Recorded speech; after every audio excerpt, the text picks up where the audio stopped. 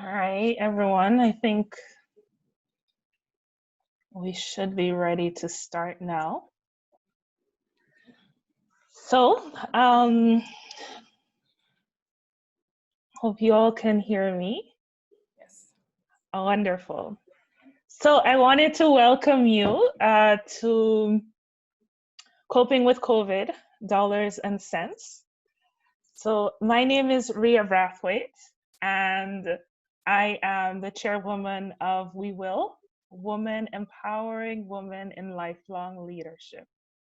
And We Will was formed about a year ago, along with a friend of mine, Cheryl Sullivan. And we kind of thought about this because we wanted a network of women helping women. We wanted to empower women, we wanted women to be the owners of wealth as well as leaders in their society. We feel that there's a gap that needs to be filled in Barbados and all over the world, to be honest, because in no country are women equal to men. So we have some wonderful women who are also leading this organization. We have Lystra Fletcher Paul, who used to be the director of the UN Food and Agriculture Organization here in the Caribbean, and now she's a lecturer at UWI in Trinidad and Tobago. We have Sheldine Millington, who used to be a financial professional at Fidelity, but now she is also a lecturer in New Jersey at several universities. And then we have Cheryl Sullivan as well, who she used to work for the UN here, but she's currently studying in Germany. So she's joining us from Germany. And then we have Marcia Brandon, who is an expert in entrepreneurship and mentoring. And she's also been very instrumental as well. So that's a little bit about who we are. I also wanted to let you know about why we came up with this coping with COVID dollars and cents idea. So we felt as if COVID has truly changed the landscape for everybody. And we wanted to have a series of events to just talk about what we're going through. I mean, because we are a network, a group that believes in supporting people, it was crucial for us to step up during this time and have something to talk to you about what you're going through, how we can cope. And in particular, we wanted to talk about our finances because at this point in time, many people are struggling. Many people are, we have to reinvent and rethink how we deal with our money. And we wanted to deal with your well-being and your financial health. So that is how coping with COVID dollars and cents came about. The way that we're going to operate, it's going to be 10 minutes for each of our wonderful, brilliant speakers who agreed to come and speak to us today, and 15 minutes of discussion after each speaker. And then at the end of everything, we're going to have like a large discussion where you all can talk about anything. Feel free to write in the chat. You can even, I think there's an option to do so anonymously. So if you don't want to like show your name or anything, feel free to just write. We want you all to ask questions. We want you all to test our speakers. We want you all to give and participate and be part of this initiative. So I'd like to introduce our moderator, Sheldine Millington. As I said, she used to be a financial professional, so she's like the perfect person to be our moderator today. And she's a mother of two, and she's also, she's in New Jersey where things are quite difficult, let's put it that way, in relation to COVID. So she is the perfect person to talk to us about to moderate this session. and she will be introducing our panelists. And without further ado, I am going to pass the virtual mic on to Sheldine Millington.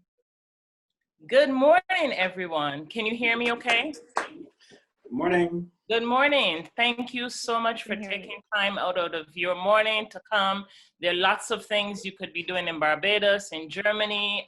So we truly appreciate the fact that you found time in your day to come, to listen, and to share. We want to make this exciting. We want to make this worth your time. So please feel free to put questions out in the chat. Please feel free to interact with us. Okay, so we're going to get started. I am in New Jersey in the USA. It is sunny outside, not really hot, but we'll take that. It's better than having to wear boots and stuff like that. So our first presenter, Peter Douglas Weller. Peter is a Jamaican who attended, and I'm just giving a little of his bio. I'm not going to read everything. Peter is a Jamaican who attended the University of the West Indies, Howard University here in DC, and at Emory University in Atlanta. He completed his PhD in clinical psychology, specializing in community clinical psychology. He's a past president of the Jamaica Psychological Society, excuse me, he's a member of the Trinidad and Tobago Association of Psychologists. He also co-chairs CANPA, it's a working group focused on disaster mental health and psychosocial support, and the novel COVID-19 response team. He's the founder and former chairman of the Caribbean Male Action Network. His current focus is on adult psychotherapy interventions with men and community interventions for social change. So this is the optimum person to come to us this morning, bright-eyed and bushy-tailed, and just get us together. So Peter, go right ahead. Morning, thanks for that welcome. Good morning, everybody. How are you? Good morning. Good morning. Good, good. Well, I guess I'm the one who's going to be the guinea pig to start out. I will accept that role. And I will say that I'm going to use virtually all those lenses that I have that were just mentioned a while ago, both in terms of being a psychologist, a psychotherapist, my work with disaster mental health, and in terms of behavior change. But in 10 minutes, there really is a limit to what I can cover. So I'm going to try to use some slides. Now, they weren't showing a while ago, so I'm hoping I can pick them up now. Are we getting a split screen, or will you only see the slides? You should see the slides, and maybe you're going to appear in a smaller setting. Okay, good. All right, so how do we make sense of this COVID-19, this novel coronavirus, and make sensible choices in our lives? So it's a very big issue, and I'm just going to focus on certain elements of it. Certainly because I think that the conversations are going to be more productive perhaps than me trying to diagnose and prescribe, which as a clinical psychologist, I try to avoid doing. CANPA is the Caribbean Alliance of National Psychological Associations. You see our logo there on the left. And we're doing a lot of work in the region trying to help people to cope with coronavirus from all.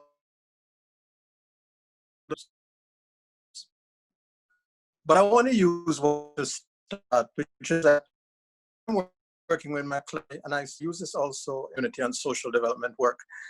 I try to ensure that folks have a kind of holistic approach to their change process. Now, I'm using another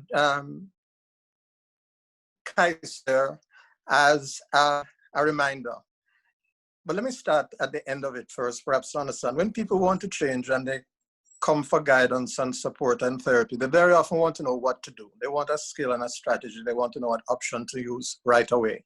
And one of the points I try to make is that if you're trying to engage in any kind of coping or change process, you need to understand the context. You can't just learn a skill. If that was all, we would all go online, learn a skill, and change our lives, because there are innumerable videos and memes and stuff out there giving advice.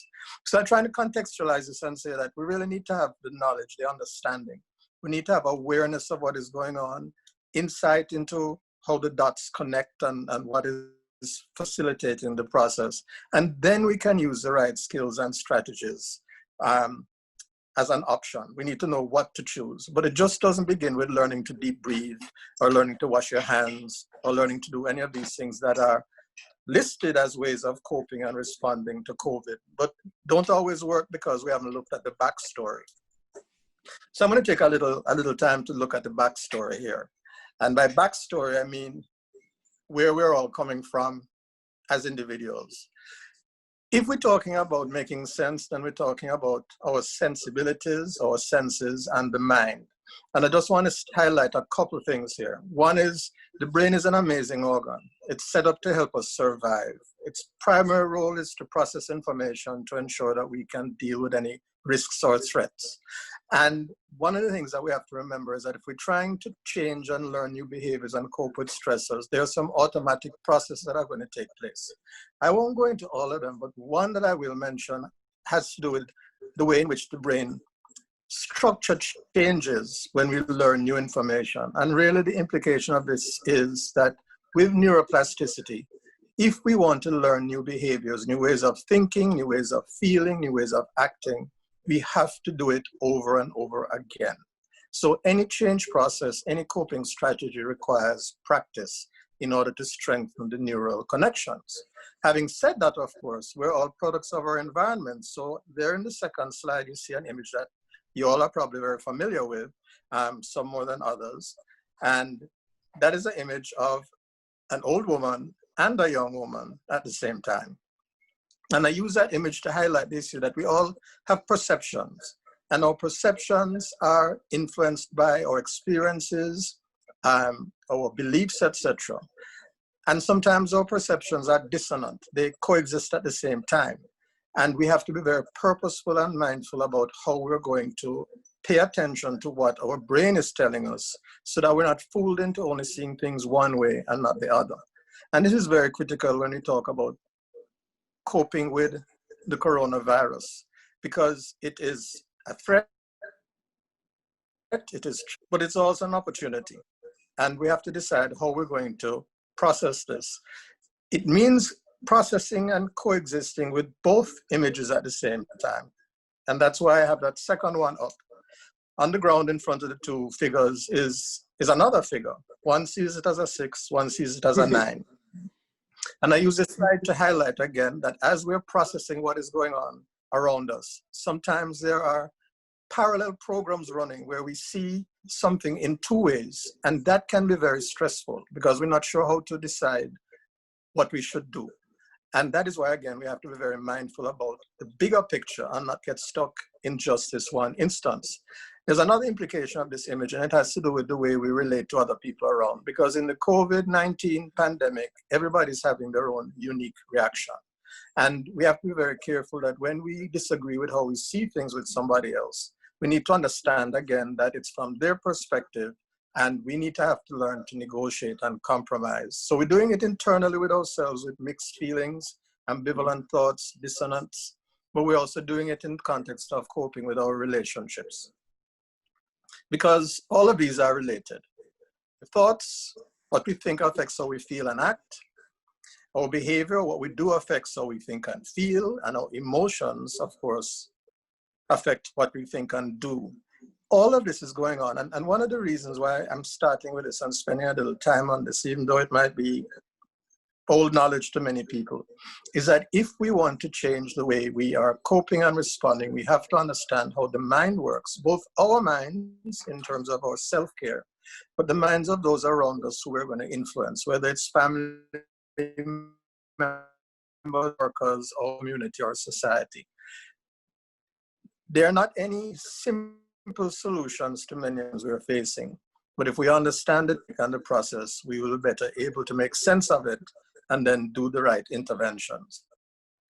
Now, very often, we hear the term from the medical perspective, pre-existing conditions.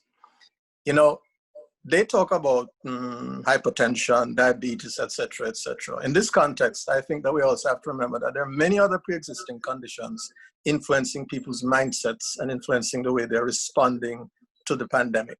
There are economic dynamics, there's the politics, there are all the wars and conflicts, there's climate change, there are cultural differences, there's gender.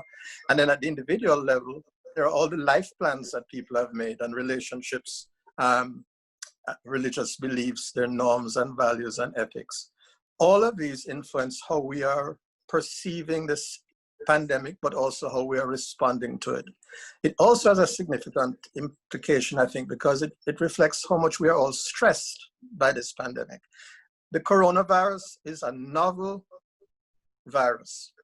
It's new, but it is not coming into a blank slate. And so there are all these pre-existing conditions. And I think nothing exemplifies this better than what is happening in the United States right now.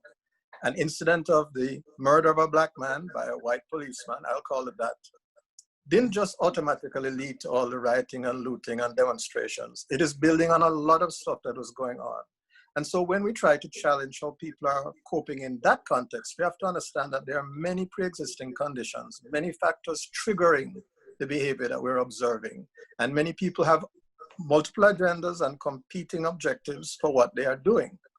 What does this mean about the coronavirus? Well, if our brains and our minds are programmed for survival, for organizing information, etc., then the virus presents a particular challenge because it's dangerous.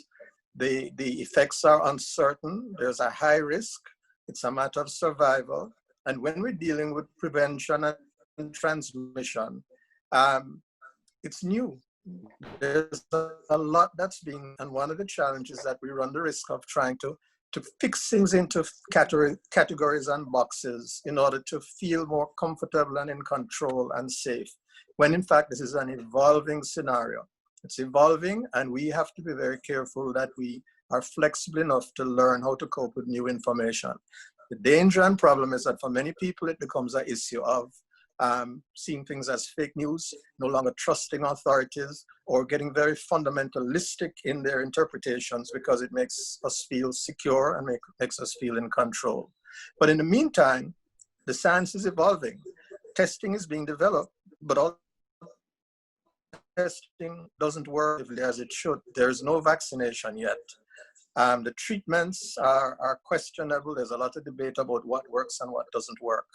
And on top of all of that, we're having to cope with the other dimension, which is the strategies that are being put in place to manage the virus. The lockdown, the social, safe social spacing, I'm calling it, which includes physical distancing, but includes safe surfaces. It includes all these changes in behavior.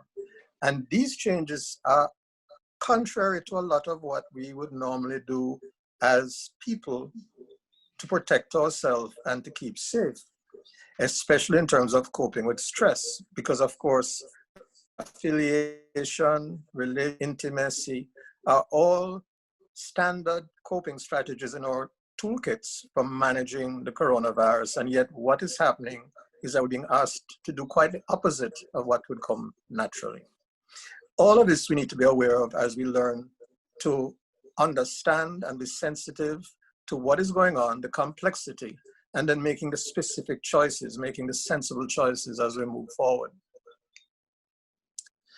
So for each of us, we need to have that awareness and those insights into what is going on. We need to have our toolkit in terms of our stress response. So one of the things that I find is sadly lacking among many of us is an understanding of our own stress response, what triggers us. And again, what triggers us, meaning what pushes our buttons, what gets us started, what effect does it have on us? And then how do we automatically react and respond? And how can we make more mindful choices and practice new behaviors? And on the right of the screen, you see the wellness wheel. And it's just one of the ways of breaking down different parts of our livity, as we would say in Jamaica.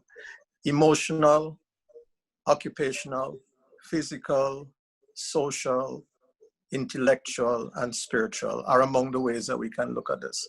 I'll use the simplest one. When you're stressed, do you know when you are first becoming stressed? Many people don't realize they're stressed until they are having a headache or quarreling with somebody or slamming a door or having a drink. And that's really too late. So understanding your stress response means being able to work back towards whatever is triggering you. And that has two benefits. One is you'll better understand the triggers, but you'll also understand the early effects and be able to take action and intervene more quickly, whether it is taking a timeout, whether it is talking it out, whether it is praying, meditating, whatever it is. The earlier you do it, the better you're likely to cope with the stress. And then you're less likely to avoid the automatic reactions that sometimes are not the healthiest coping strategies. So here again, in brief, we're talking about trying to make mindful choices. And we're understanding the process, but we're going to the particular. We're going to the particular for each of us, what it is that triggers you and causes you stress. And many of these triggers and stressors are pre-existing conditions. They are the relationships you have been in, they are the job requirements, they are your financial situations, they are the challenges to your belief systems, including your religious beliefs, etc. Too often, these challenges also play out in our relationships. And so they're the dynamics with our children, if we have them, they're the dynamics with our partners and spouses, with the elders in our households, with our co-workers. And again, that interpersonal social component is critical in terms of self-awareness and insight and healthy coping. Speaking specifically to that whole KAISO concept and stress management. So what are some of the strategies and skills that I would highlight? I think I would highlight, and this is regularly said by people working in this area, we have to manage our input. We have to get the facts. Having that TV on in the background with the news just playing over and over has a very negative effect, and it's not really adding any value. So we need to choose who we get the facts from and when and how we get the facts. We have to accept these new realities, this new uncertainty, some would say abnormality, because it is what it is. We live in an era of coronavirus. It's not a passing thing. It's going to be around for a long time. It's not a sprint, it's a marathon. So we have to choose wisely with mindful and purposeful choices around all the decisions we're making, whether it is social, economic, whatever it is that we're doing. Now, one of the things that I try to highlight also is that we have to understand what is going on with us. Very often we try to avoid stressors. That is why we drink, that is why we go for a run, that's why we do things. Some of those are healthy, but if you're not naming what is going on, if you're not identifying what is happening with you, you can't actually tame it, you're only avoiding it. So sometimes it is necessary to dig down. It's going to feel uncomfortable to unpack, but the better you unpack, the better you can repack healthily. And that was the model that I was talking about in terms of knowing your stress response. It's also important to have a plan, to organize. Whether you're in lockdown or it has opened up, having structure even as simple as how you plan your day, how you begin the day, how you end it is very important. I always recommend that people hug the day. Hug meaning H, start with hope, start with something positive, start with something affirming. G, end with gratitude. The day went, you've made it through. Many times people start the day by planning what they have to do and end the day by looking at what they didn't do and what they have to do tomorrow. And this is just additional stressor. So hug the day, because the you in the middle of it is you, really. It's you understanding and being flexible and evolving each moment and each time. Change what you can, the serenity prayer, knowing what you can manage, knowing what you can't, and not pressuring yourself to do it. A lot of the messages we got early in the pandemic were that we should try our best to make use of this time and do a lot and learn a language and start a new hobby. That's just pressure. No, keep it simple. Try to get through what you can get through and accept that there are things that you can't change. And of course, finally, don't judge yourself. Be kind and gentle to yourself and to those around you. We're all in a very stressful situation. We're all going through a learning process that is going to require time, and as I said before, practice to cope most easily. So I start managing you, again, the exposure, connections, the social time, stress relief. For kids, talking to them, but also listening to them, understanding how they're interpreting things so that you can match your intervention with what they need. limiting their exposure to negativity, and of course, giving them routines and structure. And of course, in the quarantine, for those who are in isolation, it's really important to maintain the contact, the self-care, organize yourself by being busy, and focus on relaxation techniques. Finally, you don't have to be doing this all the time. Sometimes you just have to stop and say, I'm not able, I can't do it. I'm tired, I'm turning off. That's okay. That's called rest. That is what happens when you meditate. That's when you close all of those files that are open on your device and you just stop. Don't panic, organize. And this is true both in terms of you organizing all these elements of yourself and your mindset that I've been talking about, but also about the collective response, about who are in your family, in your household organization.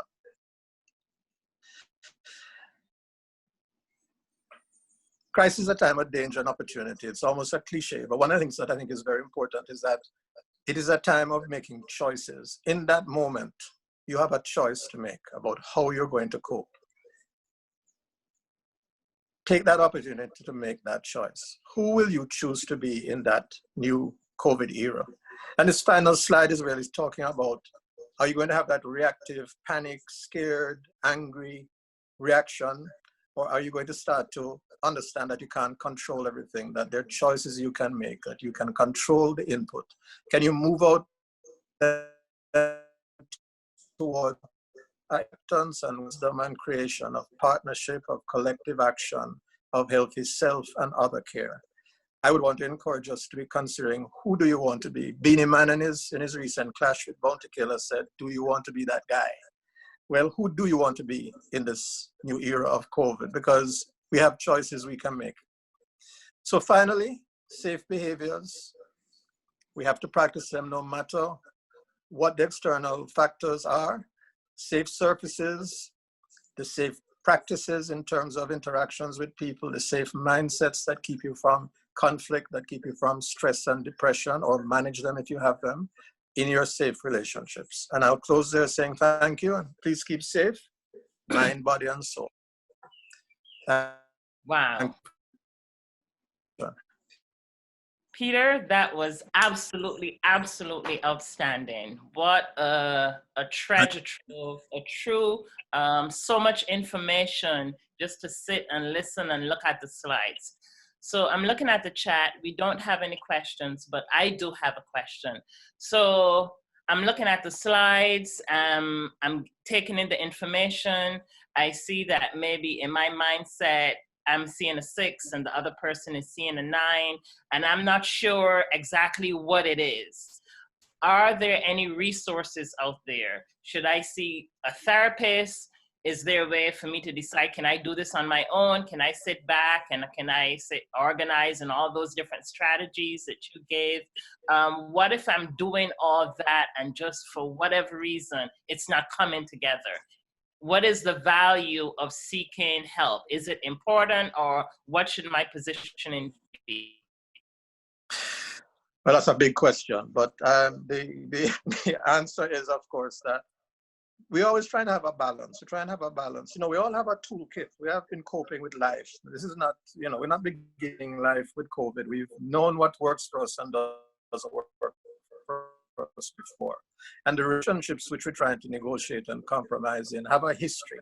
So deciding how to respond to it really is going to depend on the particular context. But of course, I'm a big believer in talking it out, not fighting it out. So if you can't talk it out with the person you're having the conflict with, talk it out with somebody else who might give you some insights. And as I always say, be very careful not to talk to somebody who's going to tell you what you want to hear. Mm-hmm. We should always have in our life people who will tell us what we don't want to hear, like Listra does for me sometimes. If we are able to have that input, then we may not need a professional. But if you need a professional, they are there. There are hotlines, there are helplines, there's pastoral counseling, depending on your faith orientation. I believe in reaching out for help. Too often we keep secrets, and when we keep it inside, all it does is corrode. It tears us apart. So I hope I've answered at least part of your question. Yes, you have. Thank you. Thank you so much. This is really interesting. And as we look around, especially what's happening here in the US, I think that this type of conversation is really, really key. How do we have these conversations before the issue escalates to where we are having all these physical interactions and where everything is just totally, totally haywire? So there is no other chats, but I do have information for a 24-hour hotline in Barbados for crisis, including but not limited. And we'll have that information out. This is not just for domestic violence, human trafficking, suicide, all those hot button issues where we think that there is a need to talk to some person. There's a number, 246-435-8222. 246-435-8222. And Lisa is saying, yes, it's a really good conversation. I'm curious as to how to identify what's stressing us. Okay, well, I think that's a very important question, because each of us will have different stressors. Sometimes some of us, we have to work backwards. We have to realize we're stressed and then kind of walk back from that to see where it began. But I think that we know what our symptoms are. I may start biting my fingernails. That might be my sign. Or one of my signs used to be I would lose my car keys. Anytime I put down my car keys and I can't feel that, I'm stressed. I'm doing too much. I'm not concentrating. It's as simple as that. We want to know, you need to learn what are your signs, and then what are your early warning signs, and then what is actually triggering you. But I think most of us already know the problems in our lives and the things that are going to be stressful. What we may not be so aware of is when they push those buttons. What is it that makes somebody who irritates you all the time, but you can cope most of the time? What is that point where they just cross that line and you can't cope? And I think that these are the things that we have to learn, especially if we're in relationships, whatever the familial relationship might be, or the workplace relationship. And it's a process, it's a journey. So I guess one of the things I was trying to say at the beginning is that there are lots of lists of how to cope and stress management techniques, but you are a unique individual. You have your own backstory, your own pre-existing conditions. And I think each of us has got to understand our pre-existing conditions to figure out how to best use those strategies and skills. I'm always very careful, because I don't try to prescribe for people that I don't know their full story. And in fact, even in developing this presentation, I'm sure you're all very familiar with the term mansplaining. I realize I'm talking to a group of women and a women's organizations. I'm not coming to explain to women what is going on in their life and how they should cope. I'm providing a contextual frame. I'm providing a manspective. I use the term manspective. I could call it a psychspective, but it is a spective. It's a perspective. And hopefully it will be useful and helpful, because these are really difficult times, and more so for some than others, and rightly so, more so for women, mostly because of the inequities in society, because of the history, because of the dynamics in the economy and relationships and childcare. There are many issues that I'm aware of, and I'm not even a woman. So I would say that the work that this organization is doing is critical to create those kinds of spaces for these kinds of conversations, especially the conversations include diverse perspectives, because that is what challenges us to think outside the box, to come away from seeing things as a 6 or a 9 and realize it can be 6 and 9, etc., etc. So I really commend the work you're doing and that you sustain it, because we need this kind of intervention. Awesome. Over. Thank you so much. Thank you so much. One more question before we move on. We want to be mindful of the time. And this comment is, what suggestions do you have for how we can support each other? How can we support each other at a time like this? And how can we support our communities? I think what we're doing now is a perfect example, facilitating these kinds of conversations. Again, because we're trying so hard not to stress ourselves or cause more conflict, etc., it's challenging to discuss hard questions and difficult issues because they push buttons potentially that could lead to more problems and solutions. But I do think that the answer is to facilitate these kinds of conversations. You know, when in social media we share things and memes and so on, very often there's no conversation about what was in it. We put it on Facebook, other people see it, but we don't know where they stand, where I stand, what's the significance of it. And I think even something as simple as trying in chat groups or in social media spaces to go a little beyond the superficiality of the headline or whatever is critical. But in the more formal organizations, I think creating space as we will has here is important, whether it's in your faith-based organization, your community, civil society group, whatever it is. These are important times for these conversations because if we're able to initiate change, then that wave of this process will carry it further. But if we keep just trying to stabilize, you see, this is a challenge. We're so anxious to stabilize ourselves and feel like we're in control that we might miss that opportunity to learn something new, to make some new choices, to move and progress. And this is natural. I think this is, I guess, this is my closing comment. It's natural to want to be in control. It's natural to want to feel like you know what is happening and to feel grounded and anchored and stable. But the problem is you're not going to move. And things are changing and things are moving. If you stay where you are, the tide will come in and drown you. Wow. So, wow. Woo! Of course, the tide, let me be positive. The tide is also going to go back out. Yes. So sometimes you do need to hunker down, hold your breath, and wait. Again, it's about balance and choices. And let me put it both ways. Okay. You need to know when to weigh anchor and move out. And you need to know when to drop anchor and stay. Okay. Thank you Over and so out. much. This has been an awesome presentation, and there's so much here to think about. We again want to be mindful of the time, but you have really given us quite a bit of food for thought, and we need to continue these conversations. Dr. Weller, thank you so much for your time. It has been a pleasure listening and just interacting with you. At this time, we're going to move away. My pleasure. Thank you so much. We're going to move away from COVID and health and your well-being. We're going to look to COVID and your financial health. And this is so important in our society where we are. We took care of our well-being. We got so much information from Dr. Weller. And as we move forward and we're comfortable with our mental situation, now we're going to move to our finances. So our speaker for our finances is Paul Michael Jenkins.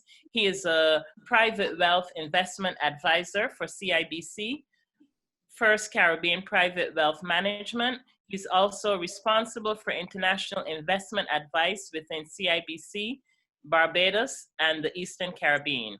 He has amassed a significant amount of experience in the area of private wealth management. He has worked for institutional and private clients in Canada and the Caribbean.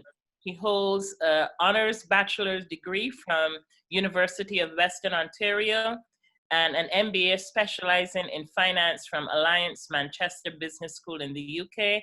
Please help me welcome Paul Michael Jenkins as he discusses COVID and your financial health. Take it away, Peter. Paul, thank you. Can you hear me okay? Paul, my apologies, yes. Not a problem. I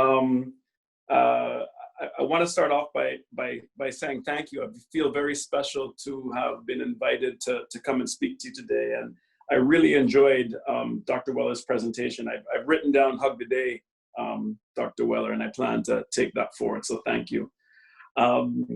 So let's just jump right into it. And I'm going to hit my timer because I've been known to talk a lot. That's what my wife says. So listen, I have a very sort of unique thinking around finance. And I think that finance starts with humility and kindness. And it's especially highlighted in this particular pandemic that we're going through. And what I mean by that is not to sound too Zen-like, but I really think the key to success, and even financial success, is having the ability to give, and give where you can. And give doesn't necessarily mean monetary. Give means your time, you're giving what you can. It could be your time. It could be actual financial assistance to people in need right now. It could be a phone call to an elderly person. It could be a call. It could be a smile. It could be being positive towards somebody. That's the baseline, I think, in terms of kindness. I feel that when you give out kindness in ways and shapes, it will come back to not necessarily you, but to your loved ones. And especially what we're going through, kindness is extremely, and humility is extremely important. So I wanted to start with that. In terms of finances, listen, finance and your financial goals are extremely personal to you, to each and every one of you. So your particular goals and your particular objectives can be written down, will be written down, and I'm going to get to that in a moment. But the backdrop is I'd like to reference another brilliant Jamaican who you just heard from one, but another brilliant Jamaican, Michael Leachin. Now, I saw Michael speak in Toronto years ago, and he opened up his discussion with, where there is stress, there is opportunity. And it shows, in a way, there's some overtures by Dr. Weller there, it's your perception in terms of your thinking, reframe your thinking, and that's going to assist you in the exercise of getting your finances in order. Where there is stress, there is opportunity. So where I start and where my thinking goes is to a great American psychologist who many of us studied in Psych 101, which is Abraham Maslow. Now, we all remember Maslow had a hierarchy of needs, if I may. And that hierarchy of needs is a motivational theory that individuals needed to start at one particular baseline and fulfill that need, and they would move to the next baseline, and it would go up towards a pyramid, if I may. So Maslow's hierarchy of needs is that we needed to get some sort of physical satiation or completeness or safety before we can move up towards social and the need for loving and whatnot. So they built on each other. So why not? And why would it be possible for us to build that into our financial goals and our financial thinkings? So I wasn't sure, Ria, are we able to get my little graph up on the screen? I wasn't sure if we were able to. I drafted something. Let me see if I can get it up for you, but please continue. Okay. In a document that I've been working on, I've pulled away from the Maslow and I've got into empowerment hierarchy to financial freedom.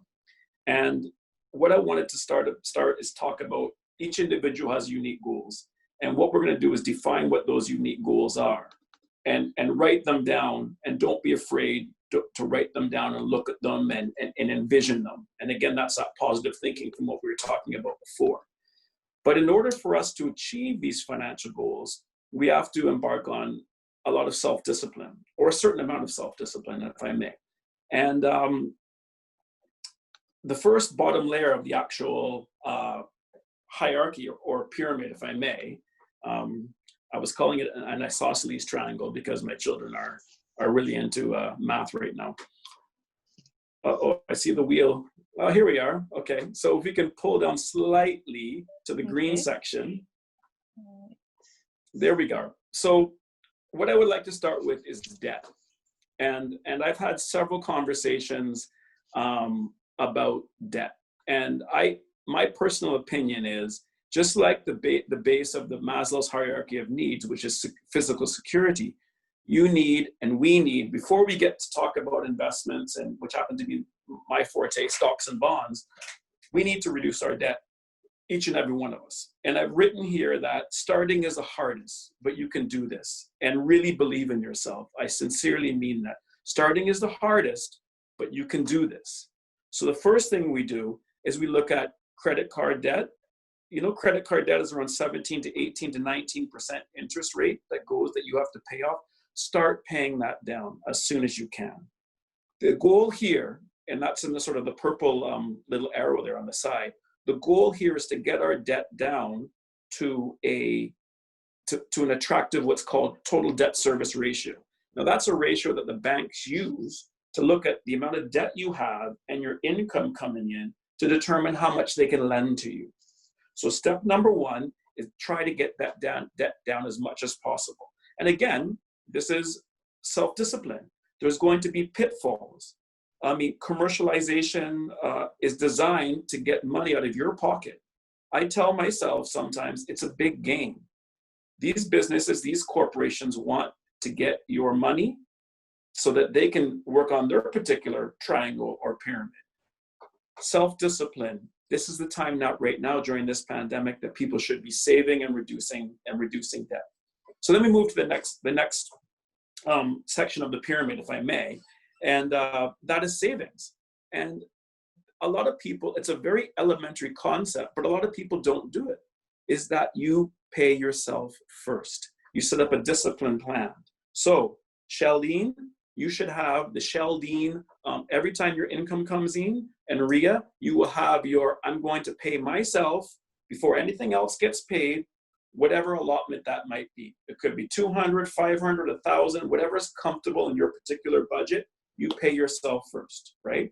And then you move on to the light bill and the power bill, the water bill, and the Netflix and other things. But when you set up that discipline plan, you are going to start investing in yourself. And investing in yourself is very, very important for us to get to the next section, which is moving towards assets and the self-actualization, which Maslow has introduced, in his theory, I call self-monetization. And that's the real, in my humble opinion, the beauty of this ascension, if I may. So let me pause there for a second. Investing in yourself is not just only savings, and you'll see in the yellow square, I say invest in you. The goal is to have financial assets that the bank can lend against and increase potential income. But there's a little asterisk in the bottom, and it says, this may require further specialization. And what I mean by that is, in investing in yourself, you want to increase your income. Sometimes in that journey, it's recommended, or you realize that if I do specialization in terms of a master's degree, in terms of some sort of technical expertise, when I get myself back into the market in 12 months, 18 months, 2 years, whatever it might be, my income will be twice as much as it is now. So there's a caveat there that I'm getting at, that invest in yourself. You are your biggest champion. You and your mother are your biggest champion. So invest in yourself. Listen to those lessons that mommy and grandma would have told you. And if it means going back to school to increase your income so that you can increase your savings, well, by all means, do that. Invest in yourself. Believe in yourself. So we're okay for questions, or can I go on to the next layer, which is assets? We have no questions in the chat, so keep going. Thank you. Okay. So assets. Now, assets most people make the mistake of thinking assets is only property or stocks or bonds. But assets are a number of different things. Assets can be art. Assets can, as a matter of fact, be luxury goods. And in a different conversation, I believe one with Sheldine and Ria earlier on, I mentioned that I read a fantastic article about these savvy young ladies that purchased in 2001 these luxury bags, luxury purses. I believe they were Coach, or they could have been Louis Vuitton, or they could have been Hermes. And what they did is they put them away and put them aside. And 10 years later, they bought them at maybe $3,000 or $4,000. Please don't reference me on this. And they sold them for 3 or 4 times that much. What I'm getting at is assets can be a number of different things. Assets can be art. Again, I'll make my Jamaican reference, Peter, if you're still there. There was a wonderful artist named Gene Pearson that people were buying his art, I believe, sort of in the early 2000s. And sadly, Gene passed away. And now these beautiful ceramic masks are worth 4 or 5 times as much. And again, to the Trinidadians, I make a reference to Bosco Holder. Bosco Holder's art was worth what was averagely touted.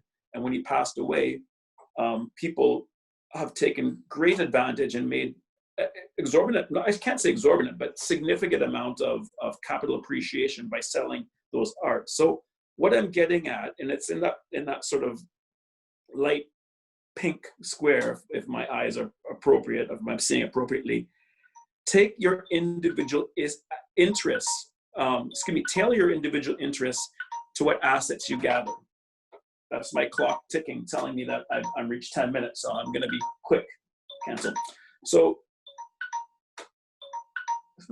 So assets, of course, assets are stocks and bonds. That's what I do for a living. That's my bread and butter in terms of, and we can have another side chat in terms of the new normal that we're in. What's the new normal? The new normal is technological stocks that tend to have the greatest outlook. Things we're doing now, Zoom meetings. Zoom is an actual stock that's traded on the New York Stock Exchange that has done tremendously well. Amazon, new behaviors are now coming out of this pandemic. We can identify what these new behaviors are and attempt to take advantage of those by buying those stocks on major stock exchanges. But what you're doing is you're gathering non-depreciating assets, and you're going to leverage those so that the bank can actually lend money to you because of these assets. Now, bear with me, I'm winding down, but where there's stress, there's opportunity. Back to Michael Lee-Chen. Right now, in Barbados specifically, because I'll speak about what I know, there is going to be land, property, houses, condos, townhouses that are going to be deeply discounted. And if we've done our work properly with respect to the debt and the savings and the assets, the banks will lend money to those opportunities for us to buy property, to buy houses, and then you will increase your own individual equity by that. And then the final part of this is the self-monetization, and this is just a personal opinion of mine, is that when you gather enough assets together and you're able to find a disciplined strategy, you can become your own business owner. You are now the boss. You now create multiple streams of income. And you can still have your day job, but what if you have another series of houses that you rent out? That's another stream of income coming in. So all this ascension is going to a point where you are financially free and you are financially self-sufficient. And what I'd like to end my discussion with, because I know I'm seeing the time here, is it's actually a prose that I wrote at the beginning of all this, and it's called Time to Shine. And I think it's very pertinent for what's going on right now, especially in terms of discipline, but also in terms of kindness and humility. So it's not very long. Time to shine. In these uncertain times, when we are forced into change, it is essential that we stay motivated and positive. Where there is stress and change, there is undoubtedly opportunity. We can seize this opportunity and write the story with our preferred endings. Look for ways to differentiate ourselves among our competitors. Go a little further, beyond your comfort zone, saving. Make your new normal better. Envision this and embrace it. Discipline, pay down debt. Internalize this into being true with passion and focus. Write down your goals, go after them. You are special and you know this. Now is the time to shine. One conversation, one phone call can make a difference. Communication is your new weapon. Innovate with it often and with passion. You can do this. Shine. Write your story with you as the hero or heroine. Embracing and owning this new normal is the path to victory. Clients and fellow peers want to hear from you. Friends and family need to hear from you. If you create a strategy systematically and sincerely communicating with others, you win by giving. You win by giving your time, your energy, your positivity, and your excellence, your shine. The key to change in this metamorphosis to the new normal is embracing it and owning it. Adopt change with your own panache and style, your affinity to different assets. Persons will remember two things at the end of this pandemic: what you did and what you did not do, and how that made them feel. Own this story. This is yours. You are smart, you are special. Shine, shine, shine. Thank you. Wow. Mr. Jenkins, this has been absolutely, absolutely outstanding. So we have some questions. I have some of my own, but let's go to the chat. What advice do you have for young people who are despairing about their financial circumstances and they seem hopeless about owning material things or even finding a job so they can save? Okay, read that to me once again, because there's a couple of points there.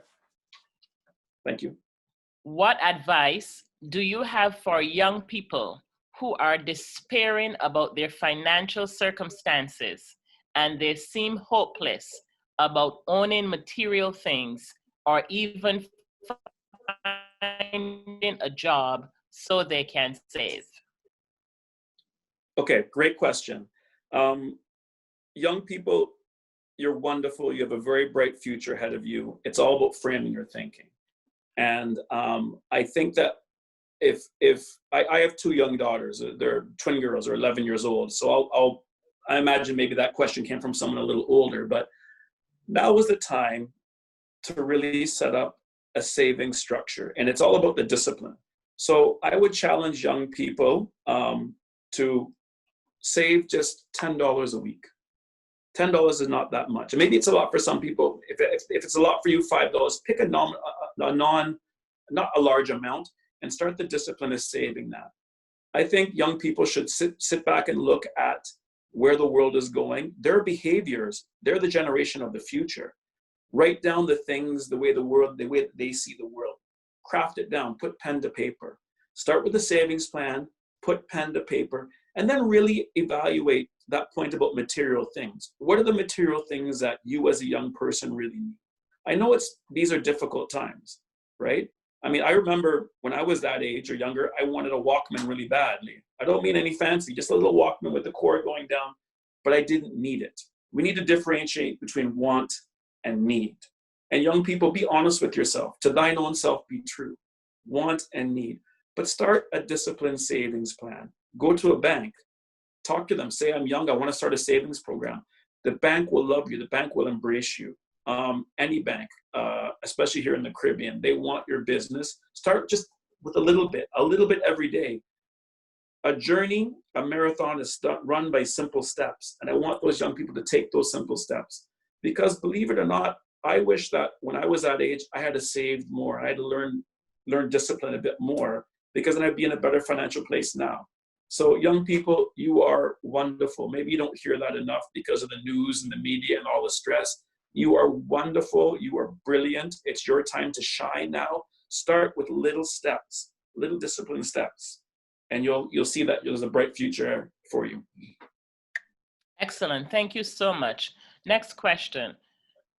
How can we invest financially in our communities as we look to recover from this crisis?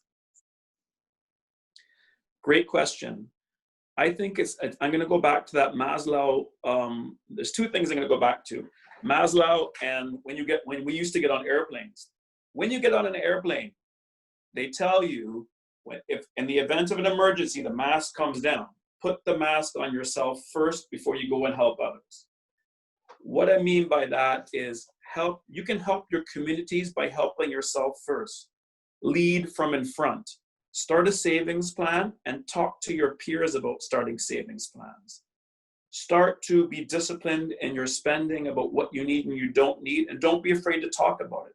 Now, I know that we are deeply personal with our finances, and you should be.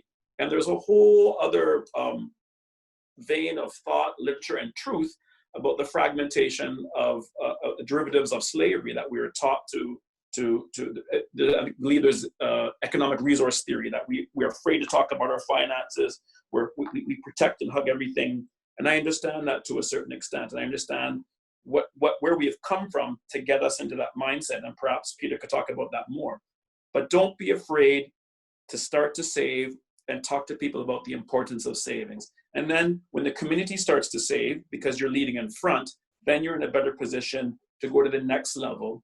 Again, referencing Maslow, which is everybody in your particular community has paid down debt. Now let's talk about everybody motivating each other to do savings. Now let's talk about motivating each other to own assets. That's what a community can do. But it starts with you. Take care of yourself first. Don't be afraid to talk about it. And then I believe that is a positive, that is a positive momentum for the community.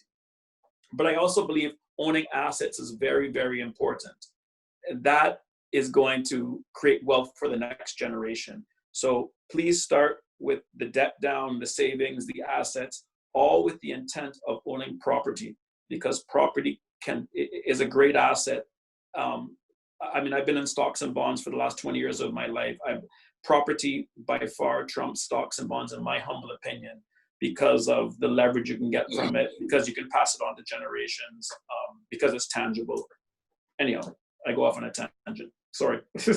Awesome. See, we're talking the same thing here. I strongly believe in real estate. So here's another question.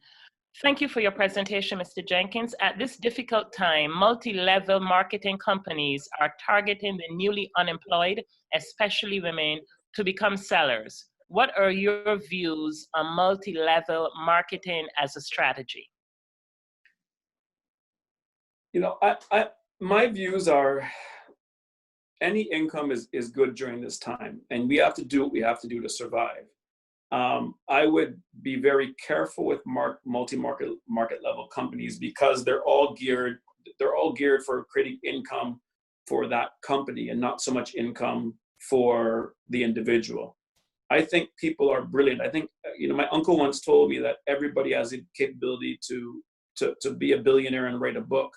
I think, as well as looking at those multi-level marketing strategies, also look at yourself. Also look at what you can do as an individual where you have greater control of that income. If you go out and you do all your hard work and you create a sale of $10 and you have to give away $9 of those dollars or $8 of those dollars, I think your time is better suited doing something on your own that is equally creative. Why can't you own that marketing level company? Why can't that person, I mean, the platform that is there now for people to go for free on Instagram and a number of different, whether it be Facebook, to create online retail stores. So I think we're limited only by our own creativity. We should take control as opposed to going and looking for multi-level marketing. Because what's also is there's a larger strategy too, is that they're targeting minorities, or targeting women, because they feel that I humbly think, and maybe I can't be accurate, so don't take me for face value, but minorities have always been targeted during difficult financial times for whatever reason. Let me put it that way. I don't want to get in too much trouble, because this can, you know. Okay, so here's another question, but this is for all the panelists, so I just want to put it out there. I'll come back to it. In terms of gender finances, do you see a difference between how males and females approach ownership of assets and finances? So just something we're going to discuss in a couple minutes. But here's another question, Mr. Jenkins. So as you gave your presentation on finances, how does our culture impact our ability to save? And how does our relationships impact our ability to save? So let's just take an example. I live here in the US. I am 45 minutes away from all the action in Times Square and Madison Avenue. And there is constantly a billboard calling me, this new thing, try this new thing. There's always something going on. How do you say to the young individual who is trying to save, just got a job, trying to save, put aside something so that they can move up that hierarchy? How does culture impact, and what can you tell me, let's just say as a young person who wants to get the Gucci bag or whatever the newest thing out there, but I still want to save? Excellent question. You know, we're spenders, and we've been conditioned to be spenders. I mean, there's a whole long theory behind that minorities are spenders. The money only stays within our community, I think, a couple of rounds before it leaves. I would say to young people, when you understand the overarching strategy, then you're better to combat your urges to spend. So I tell myself it's a game where companies want to get your money out of your pocket and into their pocket. So understand that if you frame your thinking that this is a game, I want to win this game, you're better apt to keep your money in your own pocket. That's number one. Number two is if you have a clear goal that you're working towards, write that goal down, understand that your saving, your non-spending contributes to your saving, which contributes to you going after that goal. I know it sounds very elementary, but if we say it over and over again, we believe it, right? And that's part of it. You mentioned the Gucci bag, and I don't want to sound like a hypocrite. If you are going to buy a Gucci bag to put it down, to sell it again in 5 years, that's a great objective. That's an asset. That's an appreciating asset. If you're going to go to buy it, to put it on your shoulder, to walk it around so that it perhaps gets banged up and used and it turns into a depreciating asset, that's not a good strategy, I think. So let me go back to it. We are conditioned, and we have been conditioned for a long time to be spenders. But I think what we need to do is during this time is as much as we can and talk about it, reframe our thinking to become savers. And in doing so, reframe our thinking to become, which we already are, property owners and homeowners and business owners. So let's talk about saving. Instead of succumbing to those urges, realize that every dollar that you save is a dollar going towards that particular goal. But you have to have a tangible goal to write down that you're going after, because then the fire in the belly is there a little bit more. So I hope that answers the question. Yes, thank you. There's so many questions out here. Next question. What do you say to persons in their 50s and 60s who are pressing the reset button on their finances and maybe changing careers? 50 and 60 is young in today's world. That's what I think. And I think, back to a comment I believe was by Peter, that the brain is a beautiful and amazing organ. So again, the discipline is still there. This discipline exists, but it just exists in the context of someone being 50 years old. Now there's more bills, whatnot, and there's more adult issues going on around you when you're 50 and 60. However, the discipline still exists in terms of saving, paying yourself first. And what I applaud individuals that go and go after a new skill set, because investing in yourself is the best strategy. So my message to people is try to increase your savings as you can right now. There's certain financial institutions that are offering a moratorium on mortgage payments and loans. Take advantage of that time to save, but build up your savings, pay down your debt. Really understand the difference between what I want and what I need. I used to, here in Barbados, I used to love to go to the market and, let's just say, buy asparagus or buy this or buy steaks or buy kingfish. You have to readjust your lifestyle to what we're in right now, and really talk about I want this, but but it makes more sense. It helps my savings plan to have this. So why not eat some local produce instead of buying stuff that's imported? Why not change your thinking about why do I have to have steak when I could have something else? Adjust your lifestyle so that you can increase your savings and reduce your debt. And it's difficult, and it all comes down to self-discipline. But whether you're 14 or 54, you can do it. Awesome, thank you. Last question, because we need to move on. And this was originally, I had said this was for everyone. I got a correction. It is for you, sir. Do you see a difference between how males and females approach ownership of assets and finances? That's a very tricky question. I think your approach to assets is very individualized, and I think oftentimes we're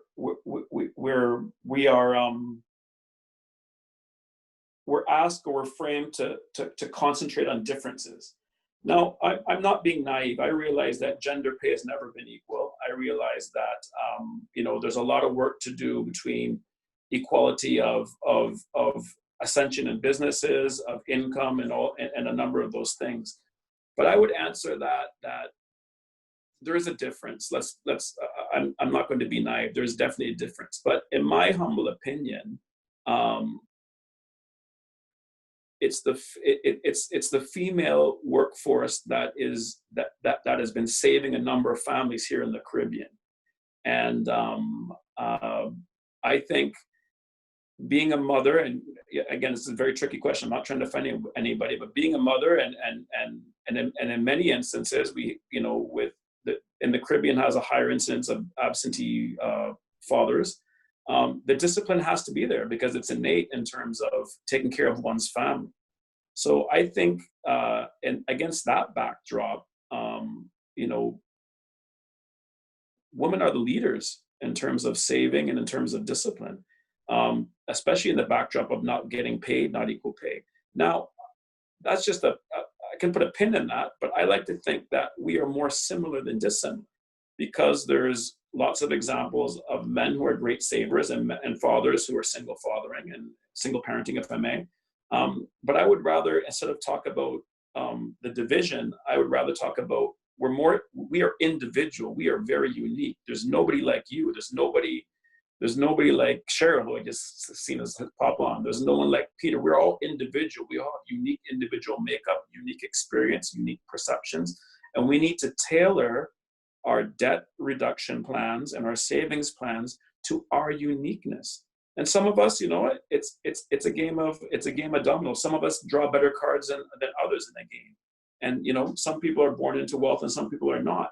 But however you arrive in this wonderful world, set up a discipline plan for yourself. So I try to stay away from divisions. I am aware that the reality is that there is labor differences in pay and whatnot. But I'd rather talk about inclusiveness and discipline plans of how to go forward. Because I don't want to go down the road of learned helplessness. I'd rather go down the road of empowerment.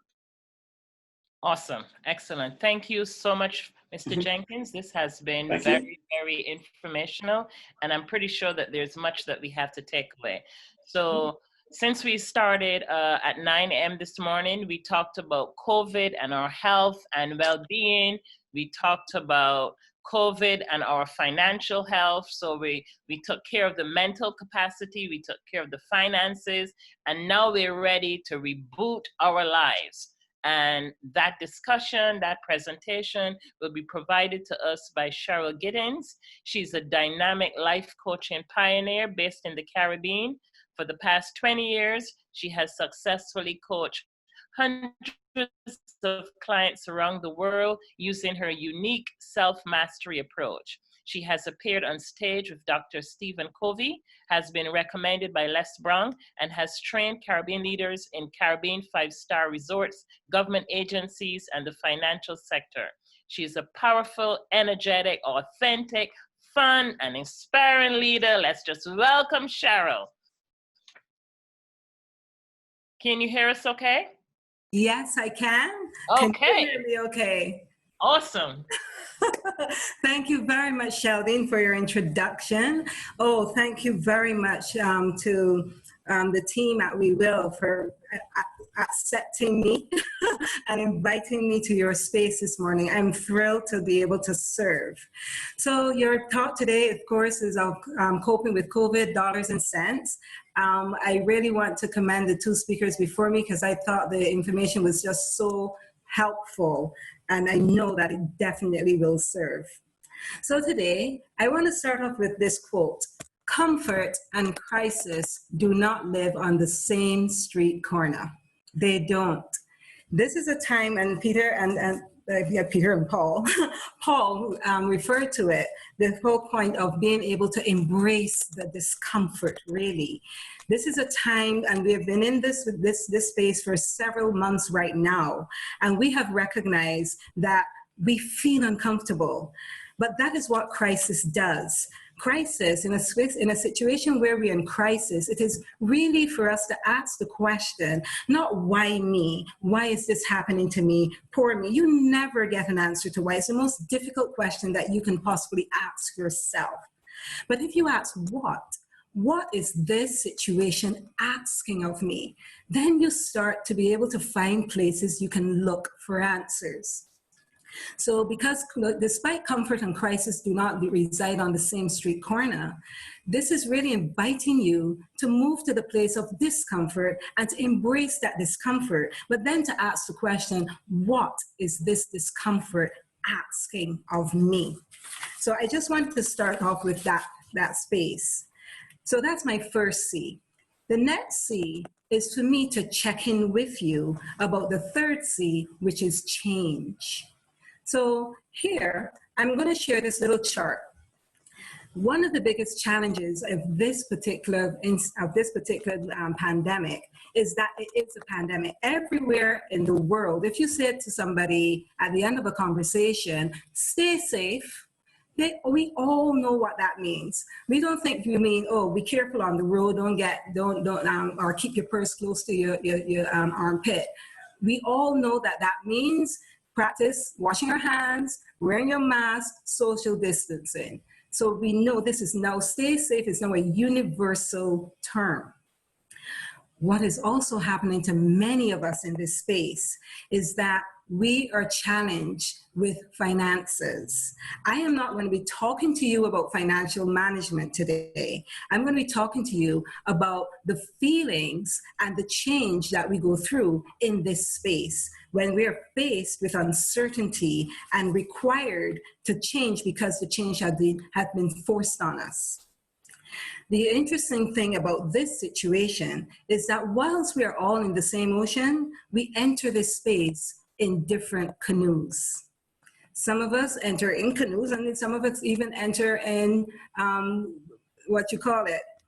cruise liners, but we're all in different boats. Okay, and Paul, because he works in wealth management, he will know a few of the ones who are sailing in the cruise liners. All right, so let's share this piece with you. So oftentimes when we come into this space and we are challenged with money, we recognize that we would have started at one spot.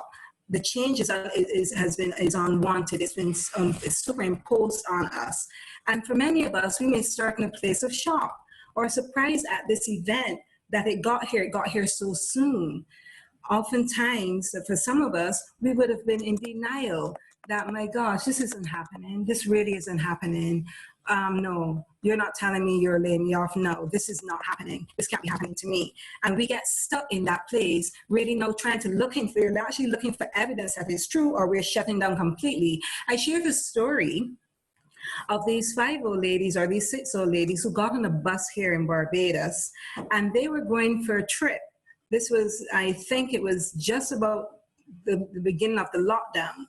And the bus driver asked me, so where are you lovely old ladies off to? And the old lady said, oh, we were just bored at home and wanted to take a ride. Now, you're not supposed to be going for a ride. But part of that is the habituation for many years of, when I'm bored, get on a bus. So part of it could be accounted for denial, that this really isn't happening. I can still do the things that I'm accustomed doing. Without going through every single point on this change curve, which is also very similar to the grieving curve. So when you've had some kind of loss, not only death, when you have loss, you go through this curve. So many of us have lost our jobs. Many of us have lost our clients. The tourism industry have lost all of their clients in one fell swoop. So think about that. For people who have lost their jobs, or people who have to take a pay cut, for instance, you can get into frustration and even depression. And I know that Peter talks about this the psychodynamics of this experience for people who get into, these spaces of depression, and how do you start to bring yourself out, and you probably share that with us later. But I'm not going to be dealing with depression except to say that this is a space that you can get into when you feel a sense of loss. And then you can begin to start to climb this curve when only then when you get into spaces of acceptance. And for many of us, we're probably hovering between depression and acceptance when we start to figure out, okay, how we can't stay here. I have to recognize this is happening. And you know what? It's not only happening to me. I am in this ocean too. Yes, I may be in a different boat. But this is happening to me, and I'm not alone. And you begin to accept. When you start to accept, you can now start trying on different experiences, and you start looking for answers. Then you start to experiment, and you ask your friends, okay, I know that we're all in this boat together, but I'm really, really struggling with my finances right now. I'm worried that my savings are just going to get me to September. I'm really worried about that. I really need to get a committee together for me to be able to figure out how can I move forward. Because when you are in the frame, it is hard for you to really start getting yourself into a space where you can find solutions to the challenges that you face. And then I'm hoping at that time you're seeing that money might start to change in terms of start to increase. And at some point in time, we'll enter into the space of a new normal where the amount of money you'll be able to make will just be a question mark in terms of how you perceive yourself and how you see things. So the other part of my check-in is that I want us to be mindful of our behavior. As a neurolinguistic programmer, master programmer, one of the things that I do when we're working with clients is to help them recognize where they are on what we call the emotional guidance scale. In emotional intelligence, there's a lot of research that basically says that you hold on to an emotion lasts for 6 seconds. You can change any emotion in 6 seconds. What makes us feel that that is not true is our thoughts that we attach to the emotion. So that I am feeling overwhelmed. I then start to think about the fact that I'm feeling overwhelmed. I'm not sure how I'm going to get through this space. Oh my gosh. Oh, well, if I feel this way now, and the manager just called and asked me to take a pay cut. If I take a pay cut, I can't pay my mortgage. I don't even know if I can negotiate a pay cut with him.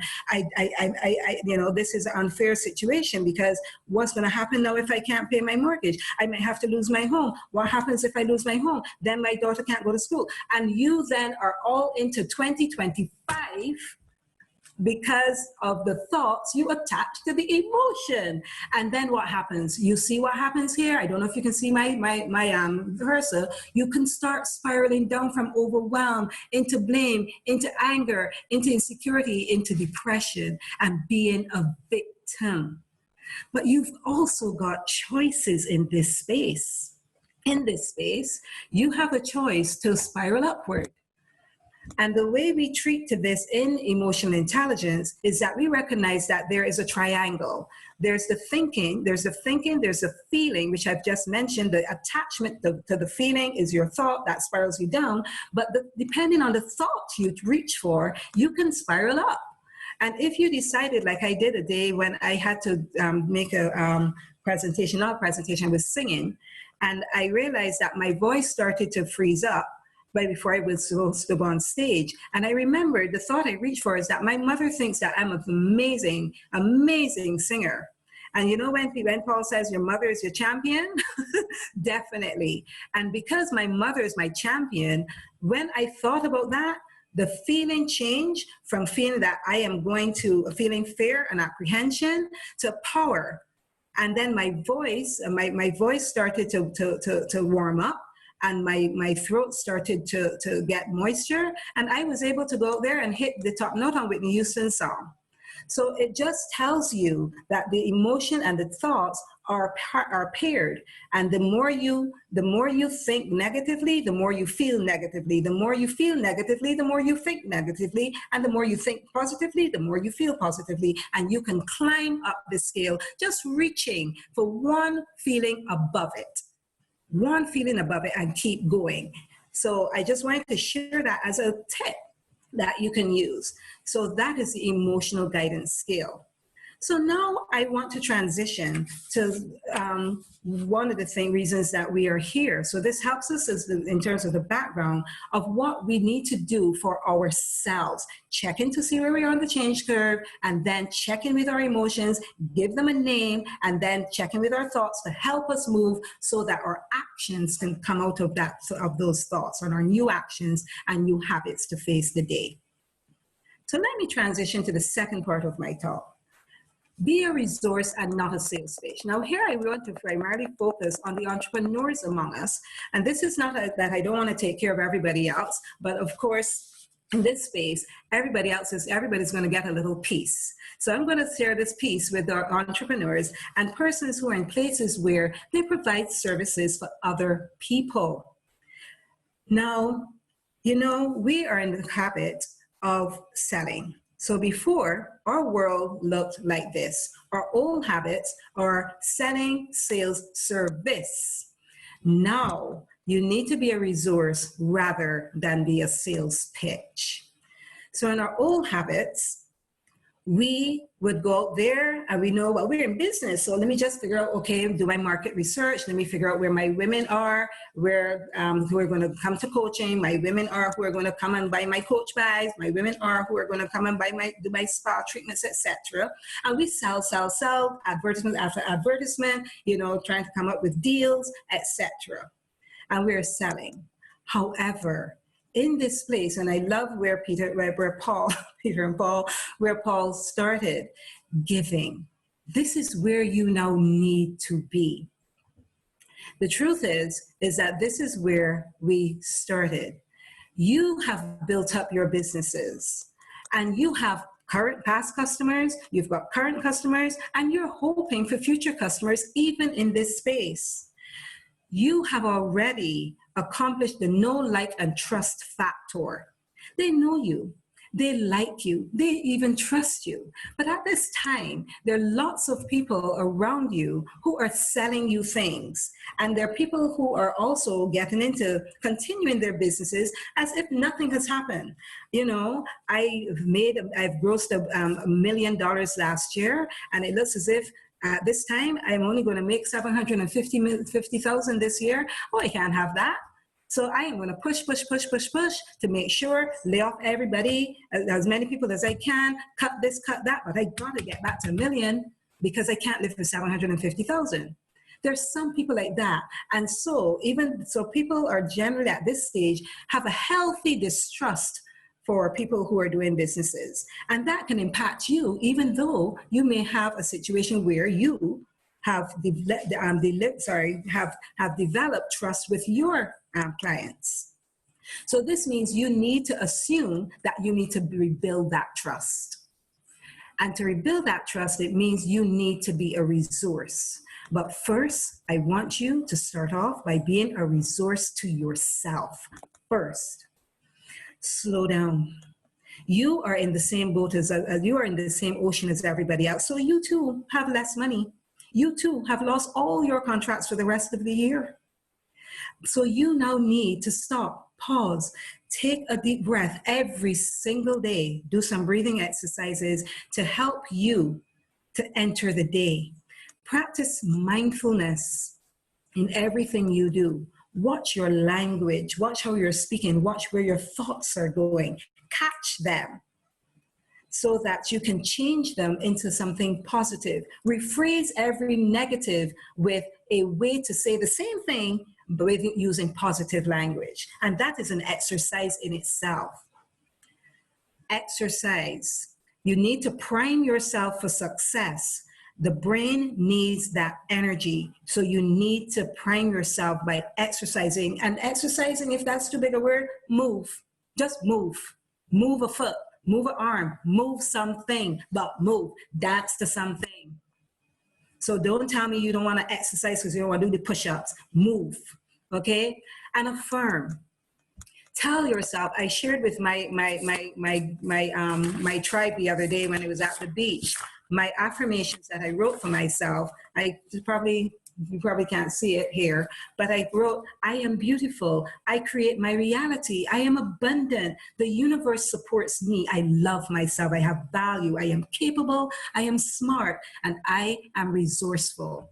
So how could you be resourceful to persons that you serve now? Show up in new spaces. Turn on that camera, go on Instagram, let them into your life. Give them tips. Whatever you sell, think about ways in which you can serve them by making yourself a resource. If you're doing massages, show them how to do a self-massage. Don't be worried about the fact, oh, well, if I show them that, how am I going to get business now? But they can't do their whole body. So just show them how to do their necks. You see what I'm saying?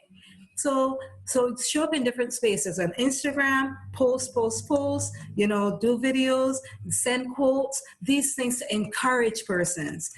I like to say, think empathically. I've got a show called Think Empathy, where I'm supporting persons in the public who usually we rely upon in order for us to go for places for solace and comfort and news.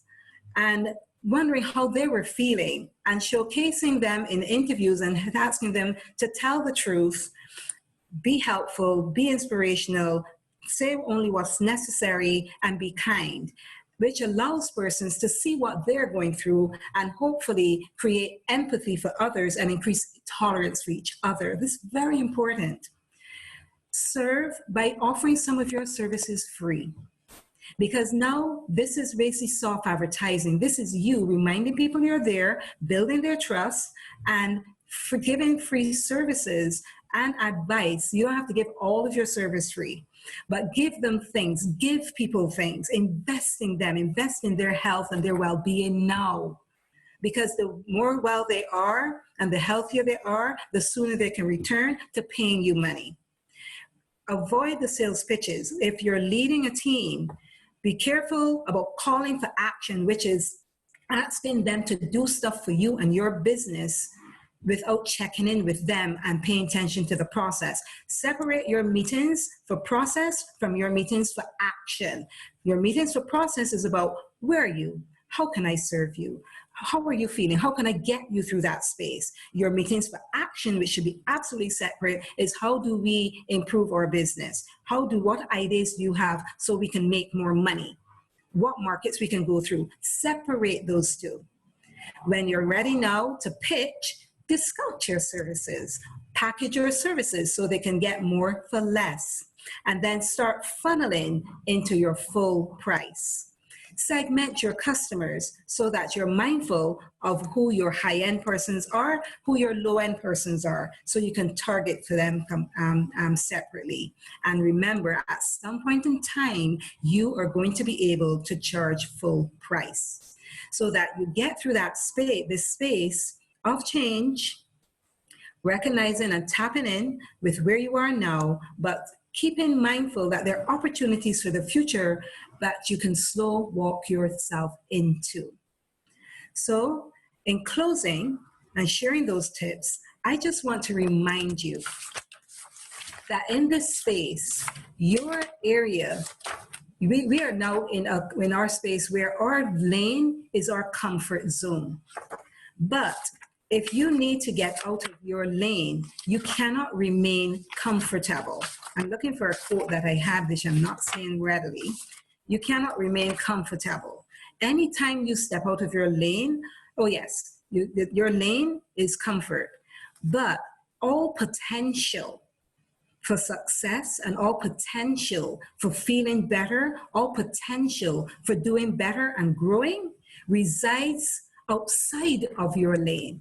So if you want to grow out of this space, you're going to have to step out of your lane, which means stepping out of your comfort zone. So today I want to charge you, ladies and gentlemen on the call, that you've got this. You've got this. You've got your heart, fill it with empathy, fill it with service, and so much would return to you. Not necessarily the way that you send it out, but it will return to you thousandfold, if not to you, to the people that you love dearly, and to the ones that you serve. So I just want to close by reminding us to stick together. We are going to be separated physically, but in our distance, or distance that will keep us together, but we need to practice physical distance. But right now, we don't have to practice social distancing in the sense that we can still be social with each other, just like how we're doing right now. Thank you, ladies and gentlemen. Thank you, thank you, thank you so much. So let's step back just for a bit. I want to talk about the change curve. Yes. And I'm speaking primarily from an environment where we are used to going, doing this. We got the sales pitch, we got the resources, we're hitting the million.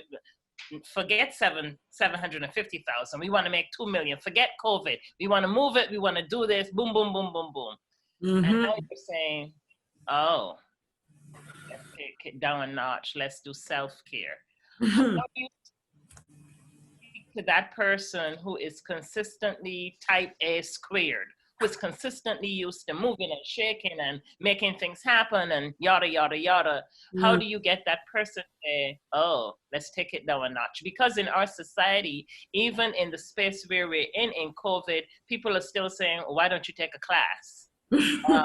Why don't you do this? So even in the situation where we're in quarantine, we're in social distancing, we're in all of this, we're still being told, you're home, yes, but you could still do something. You know, how do we take care of self? How do we say, no, I'm not doing anything? Based on the slide that Dr. Vella had up, I had enough of this. I'm just gonna chill. How do we step back and just take it down 10 notches? Wow, that's a fantastic question. So I happen to fall right into that group that you're just describing, the persons who feel that they have to be going. Yesterday's a case in point. I wasn't feeling well and I jumped off a call because I wasn't feeling well. And instead of going to rest, my intention was to go put my head down and rest. And you know what I did? I decided to clean my room, clean the bathroom, and then I decided to change around my bedroom furniture. And the funny thing is that in that space, whilst I was in activity, what I did was set my mind up differently. I decided to make this be about me, rather about what I cannot do, which is stand still. I made it an activity in self-care. I'm actually running a self-care challenge online right now. And I decided that, you know what will make me feel really good is if I can create my room, change it around, and make it feel as if I've entered a new room and a new space. And that's what I did. So the intention within which you enter into activity is the important thing. You may be a person who finds it very difficult to stop. Telling you stop is like butting your head against a wall. You're not going to be able to do that easily. However, there are few things that can help you to do so. As a type A individual, engage with someone and give them permission to tell you stop and agree with them. Make a commitment that you will allow them to be your accountability partner. Do that in small doses. Don't agree that, oh, you can just be an accountability partner without giving it a time limit.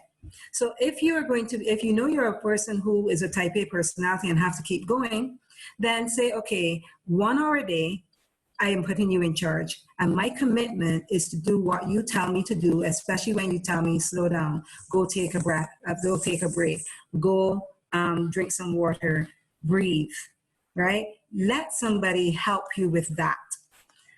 I agree. You don't have to be deciding to do all these different things. There are lots of other things, activities you can fill your day with, which are still activity driven, meaning at 5 o'clock, I do my meditation. At this other time, I do some affirmations. And all these things are things that are making sure that you're caring yourself. At 9 o'clock before my shower, I brush my skin. At this other time, I pay attention to my hair. At another time, I read.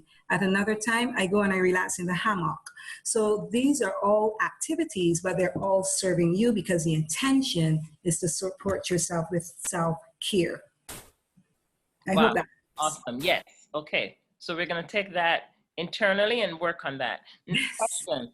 When should someone go to a coach versus a counselor versus a therapist? Okay, so I'm going to answer the first one for coach versus counselor, because and I'll let the counselor, the psychologist answer the coach, the counselor to psychologist.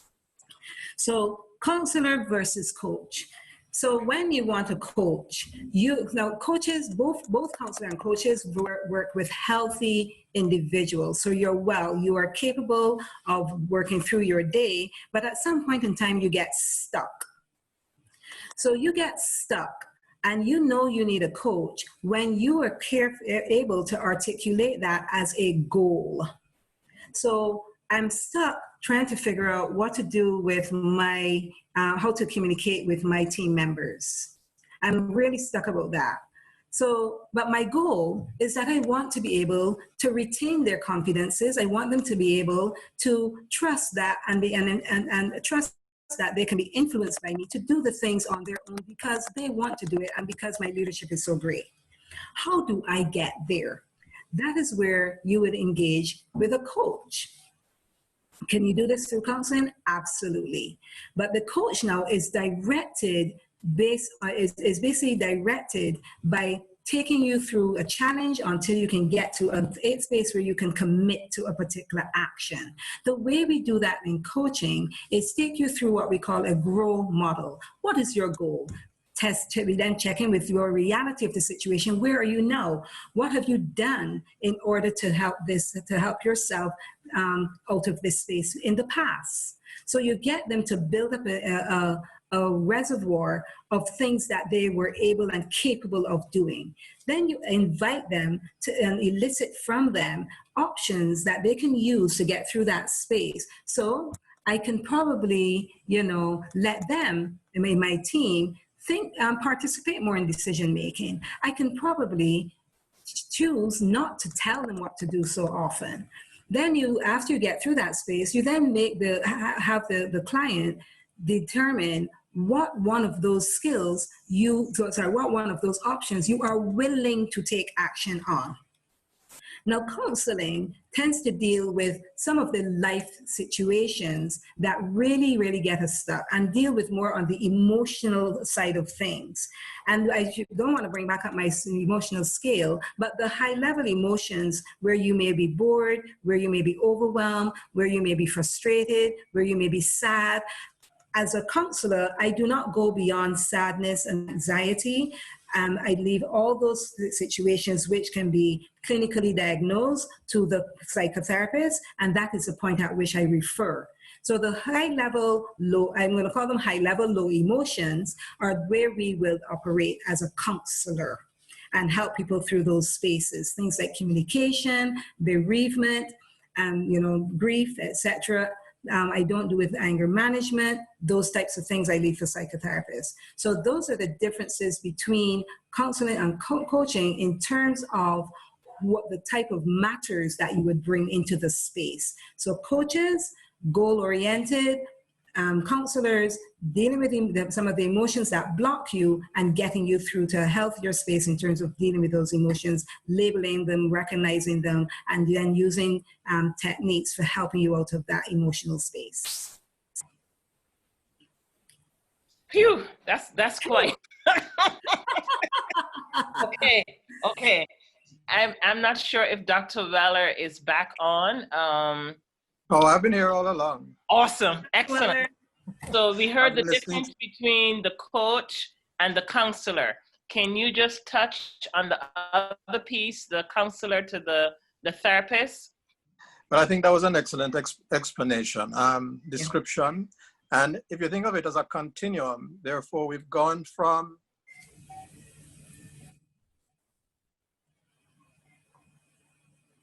Not hearing.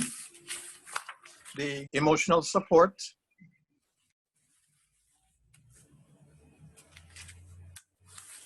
Are you all here? No. Can you hear me? No. I'm unmuted. You're hearing me now? Yes. Okay. No, I was saying it's a continuum. So you're going from a more practical problem solving, goal setting, skills building, directive kind of approach where there's an agreement to have a structured relationship. Through counseling, which as was said, is more about emotional support, self-awareness, the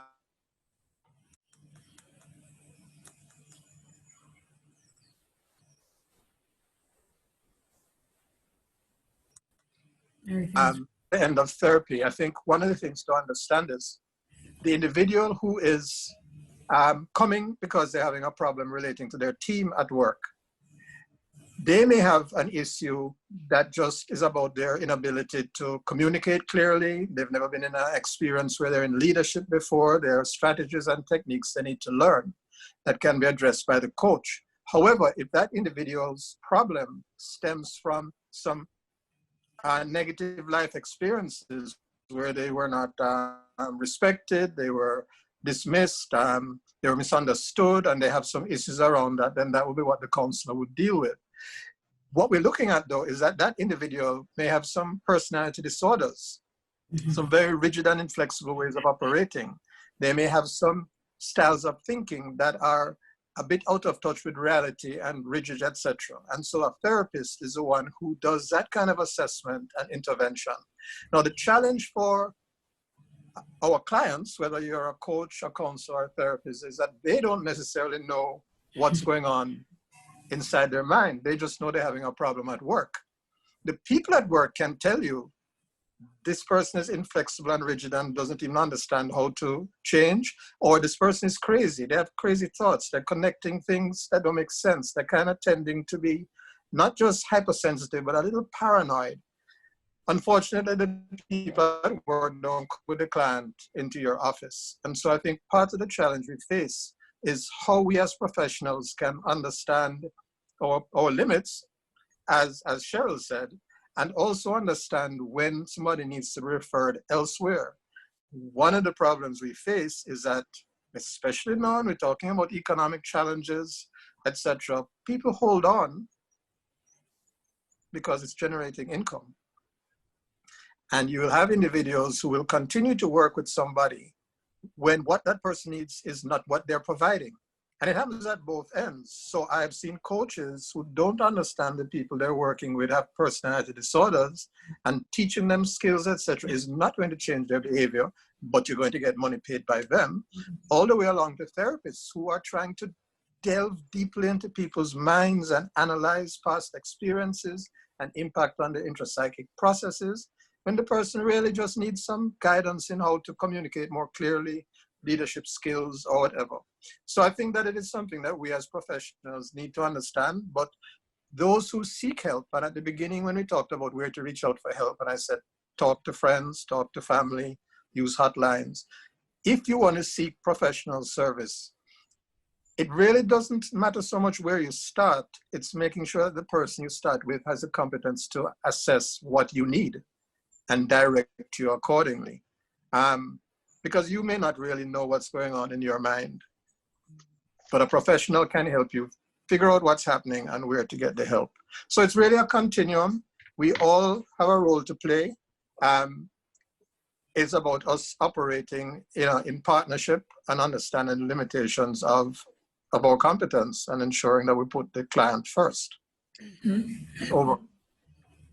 Awesome. Thank you so much. Thank you. That really cleared up and really gave a thorough explanation for the differences.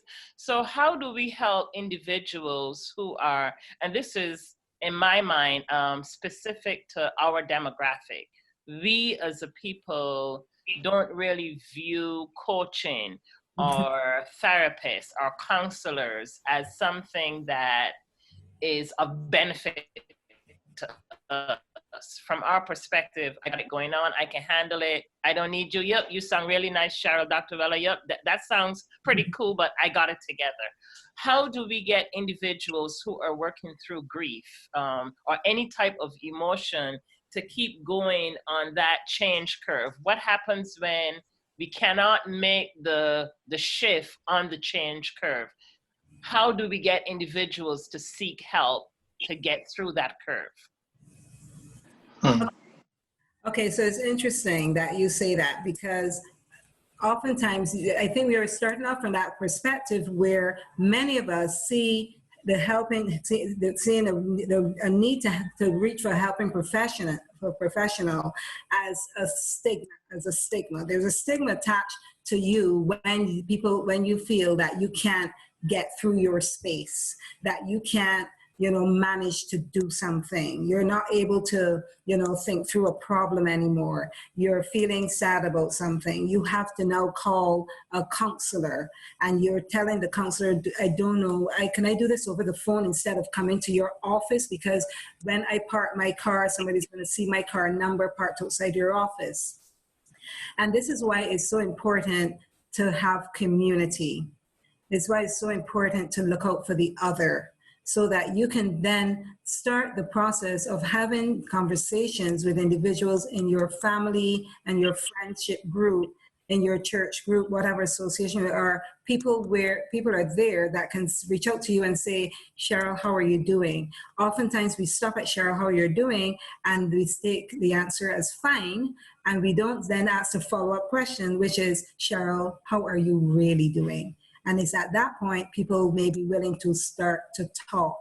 We also have to have the practice of checking in with people, not only now because, everybody is in a problem, so we probably need to ask. This is something that we need to habituate. And then when people are comfortable saying to us occasionally how they do feel, then it becomes easier for us to be that bridge to say, perhaps I can get somebody that I think can handle this better than I. And try to do that in the most confidential space possible. I think counselors and therapists need to be willing. I know a lot of us work on the telephone, but many of us like to see people in person. That now has gone through the window because it's safer now for us not to see people in person. So I think we just need to be able to get people into a space where we are sure that it will be confidential, talk to them on the telephone so that they can be in the comfort of their own homes, and they have that comfort that their stuff isn't going to get out. They know that we are sworn by contract to be confidential, but in their minds, they're thinking this can get out somehow. So we need to give them that comfort when they come to transition them or bridge them into the space. We need to remind them that just like how I would go to the doctor because my ankle is broken, that all that's happening right now is that you feel broken, but you are not.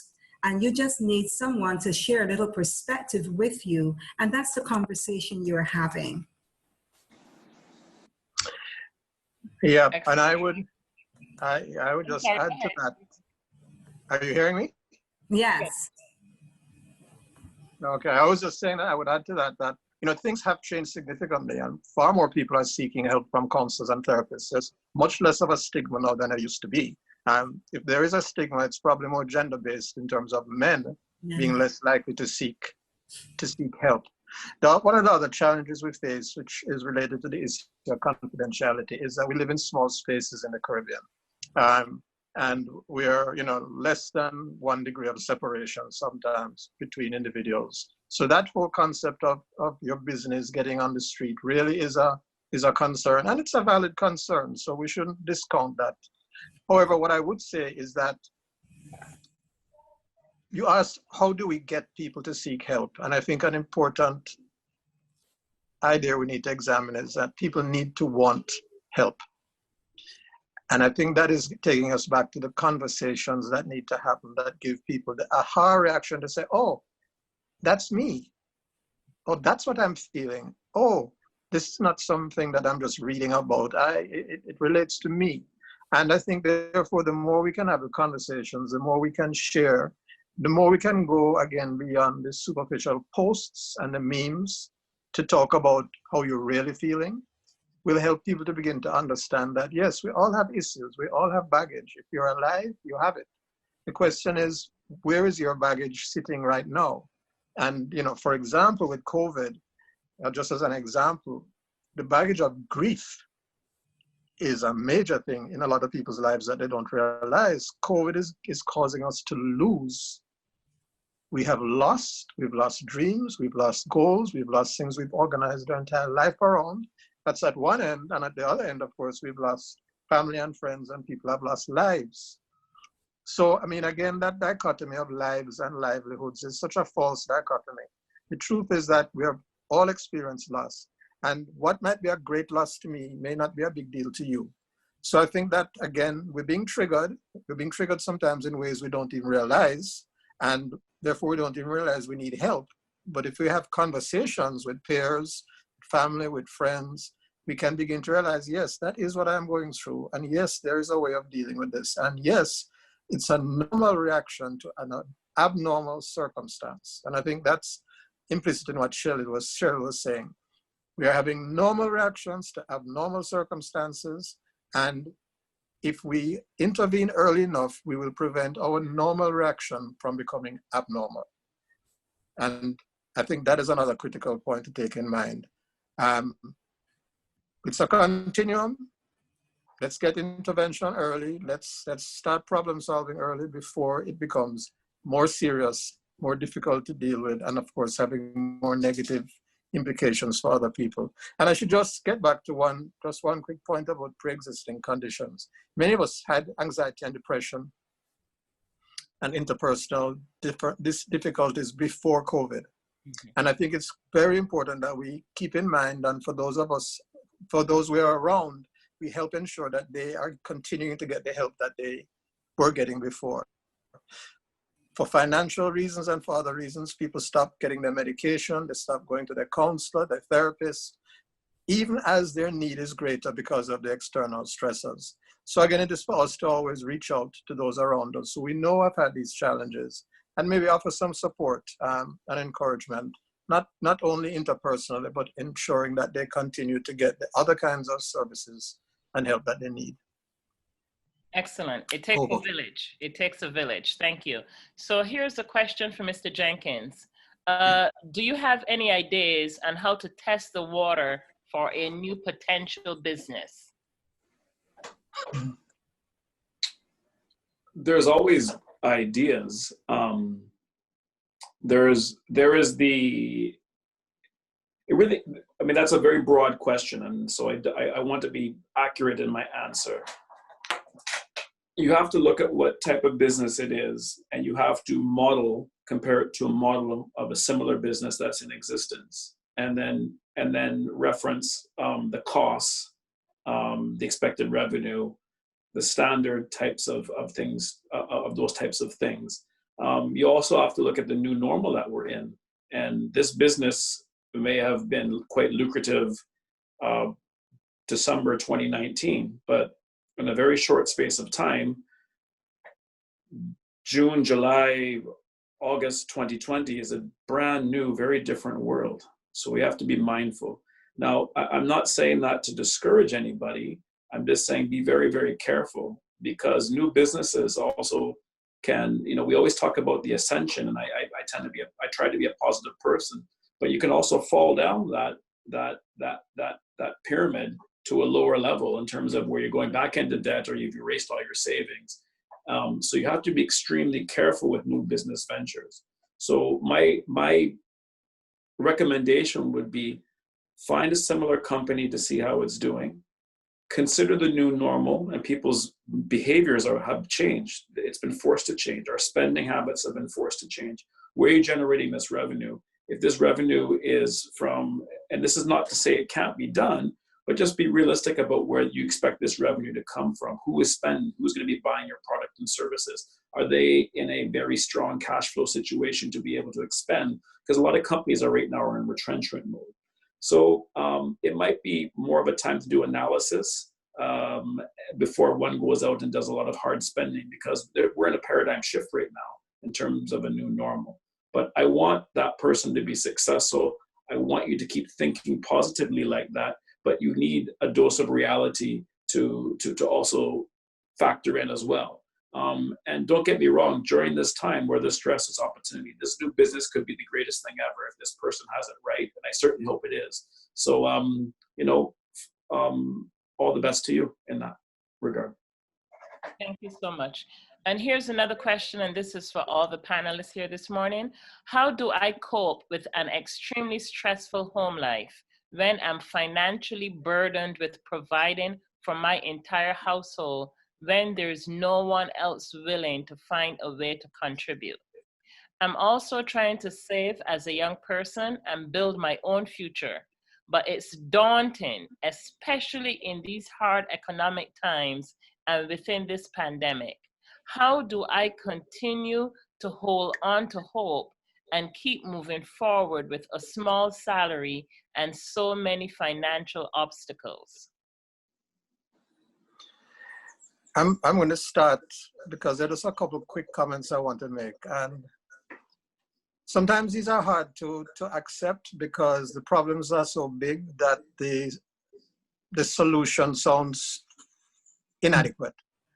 But one of the biggest things that we need to understand is that our system is designed, our nervous system, our parasympathetic nervous system, our brain, to be on alert and focus on problem solving. The problem with any chronic stress like this and the scenario that the questioner has is that she's on continuously. She's always thinking about these problems, trying to solve, juggling, taking care, etc., etc. And systematically, physically, psychologically, your body cannot handle that. So when we talk about taking time for yourself, and you say, that's not helping me solve the problems, that is not true. Your mind, your immune system cannot function if it is not getting some kind of reprieve. So I'm starting with a very simple, what seems simple, but a very important coping strategy. And that is locking down. Now, we've learned to do it. You know, we know to pray, we know to meditate. We know that when we walk and turn our mind off, it works. But we don't do it because in our mind, we figure we're not solving the problem. How is this getting me money? How is this helping me deal with my child? How is this helping me deal with my elderly parent? It's not. So I can't do it. It's not worth it. It is worth it. And when we say to allocate time in our day to do some self-care, it's serious. It's significant. Whether it is that you do some deep breathing and some muscle relaxation, or you pray, or you meditate, or you do an affirmation, and you do it regularly, it begins to break that cycle and your system begins to recalibrate. It's very simple and straightforward. It's proven effective in every kind of scientific study, but because of the way our mind works, we don't see it as relevant because we're not feeling the effect right away. And it is easier to worry about all these things than to do something like that. So I just want to flag that in the context of self-care as an immediate and important thing to start doing. Otherwise, you're just going to rev yourself until you burn out. And we don't want that.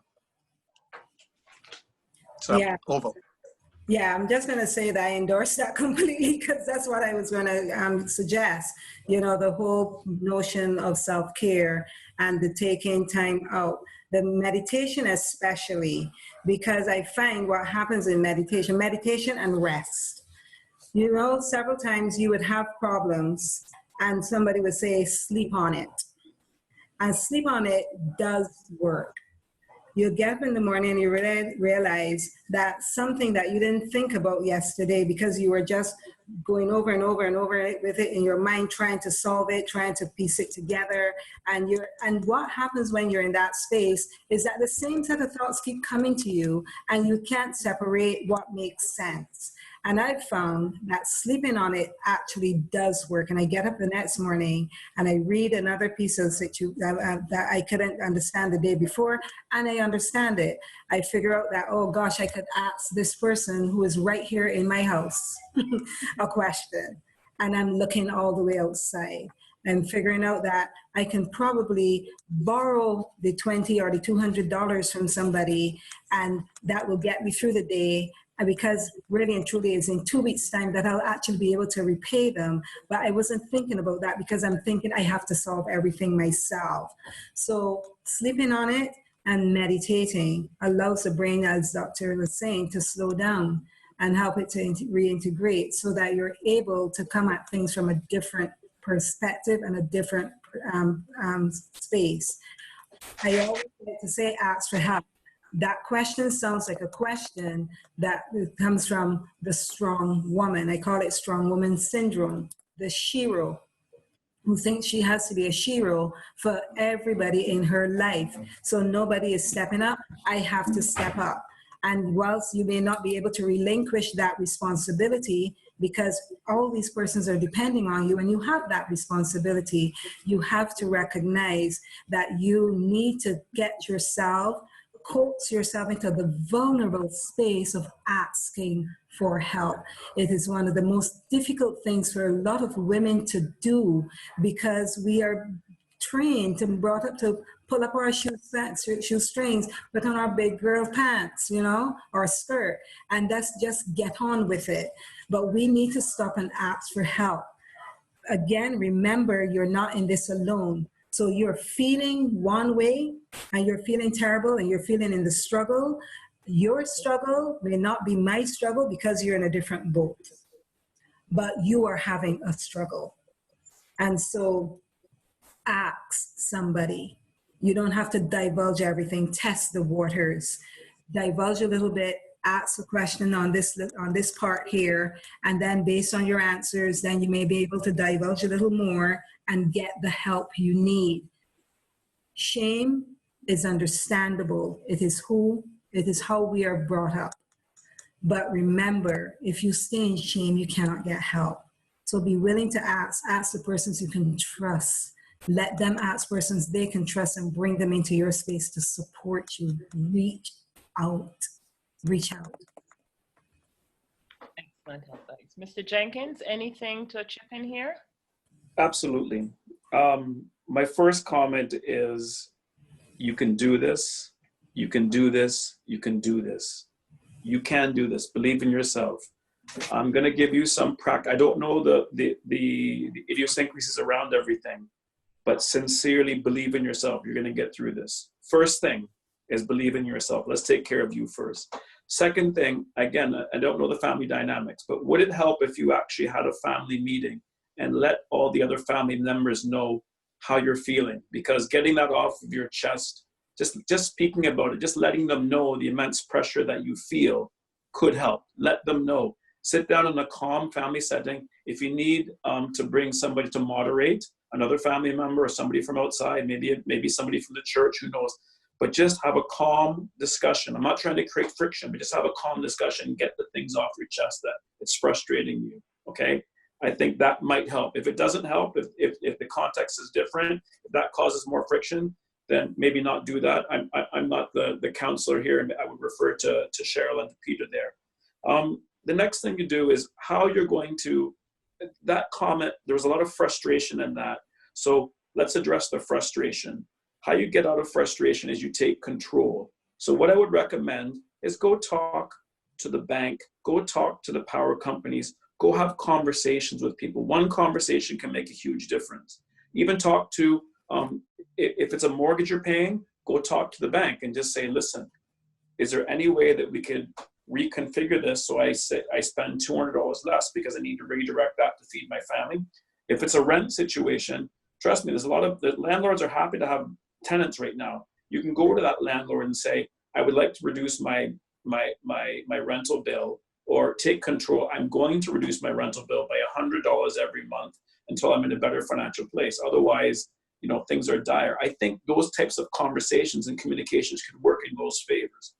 Work in your favor. So for example, imagine if you were able to save $100, $200 a month just simply by having conversations with a bank, or having conversations with a landlord, or having conversations with any bill service provider that you're dealing with. Then you take those funds, you control them, you redirect those funds into a safe place in which you control. Maybe that's your savings, maybe that's buying food, maybe that's buying other things, but you've now taken control of the situation as opposed to the situation controlling you, because you've gone to speak and addressed your bills and your debt. And I'm very confident that if you speak to your landlord or you speak to the bank, they can reduce your bill payments. They're not going to make them go away, but they might be able to reduce them by $100 or $150 a month. And that can make a huge difference. But also, if it's possible, communicate to the people in your home that's very frustrating, you need your help. And if it's possible as well, revisit your budget and talk to your budget. Bring the family members in, so it's a collaborative effort to say how we are all in the same household here. We're all in the same boat. for us to survive, we all have to do X, Y, and Z. I'm not sure if it's possible, but if it is, involve them in the process of your strategy to success, because that way they'll feel empowered by being a part of the successful story. And then it would be like, mommy, look, I did this. Mommy, look, I did that. I was able to save this. I didn't do that. You know, if you involve people in the process, if it's possible, that could be as well, but that could help as well. So those are my comments. Number one, you can do this. Number two, please go talk to the banks. The banks are here. They will help you. Talk to people. And if the person at the bank is being combative, politely ask to speak to their superior and talk, and people will help. We are all in this together. We all want to be successful. The banks need you. Your landlord needs you. It's a two-way street. You can really take control of the situation and create a nice little savings plan in the midst of all this. And then when you take control, it helps. And you know what? I wanted to give a quote from one of my newly favored professionals named Cheryl. Are you there? Yeah. Cheryl. Cheryl said to me yesterday, optimism is a learned skill.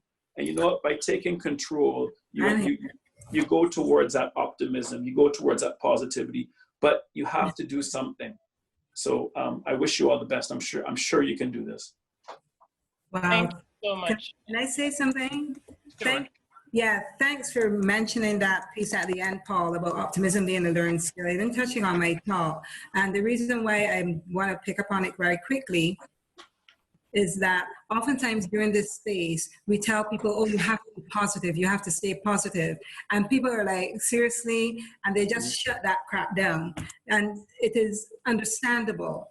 But when I reach for the word optimism is important because you can learn it. And part of the learning of optimism is similar to the tool that I shared with you earlier, climbing up that emotional guidance scale.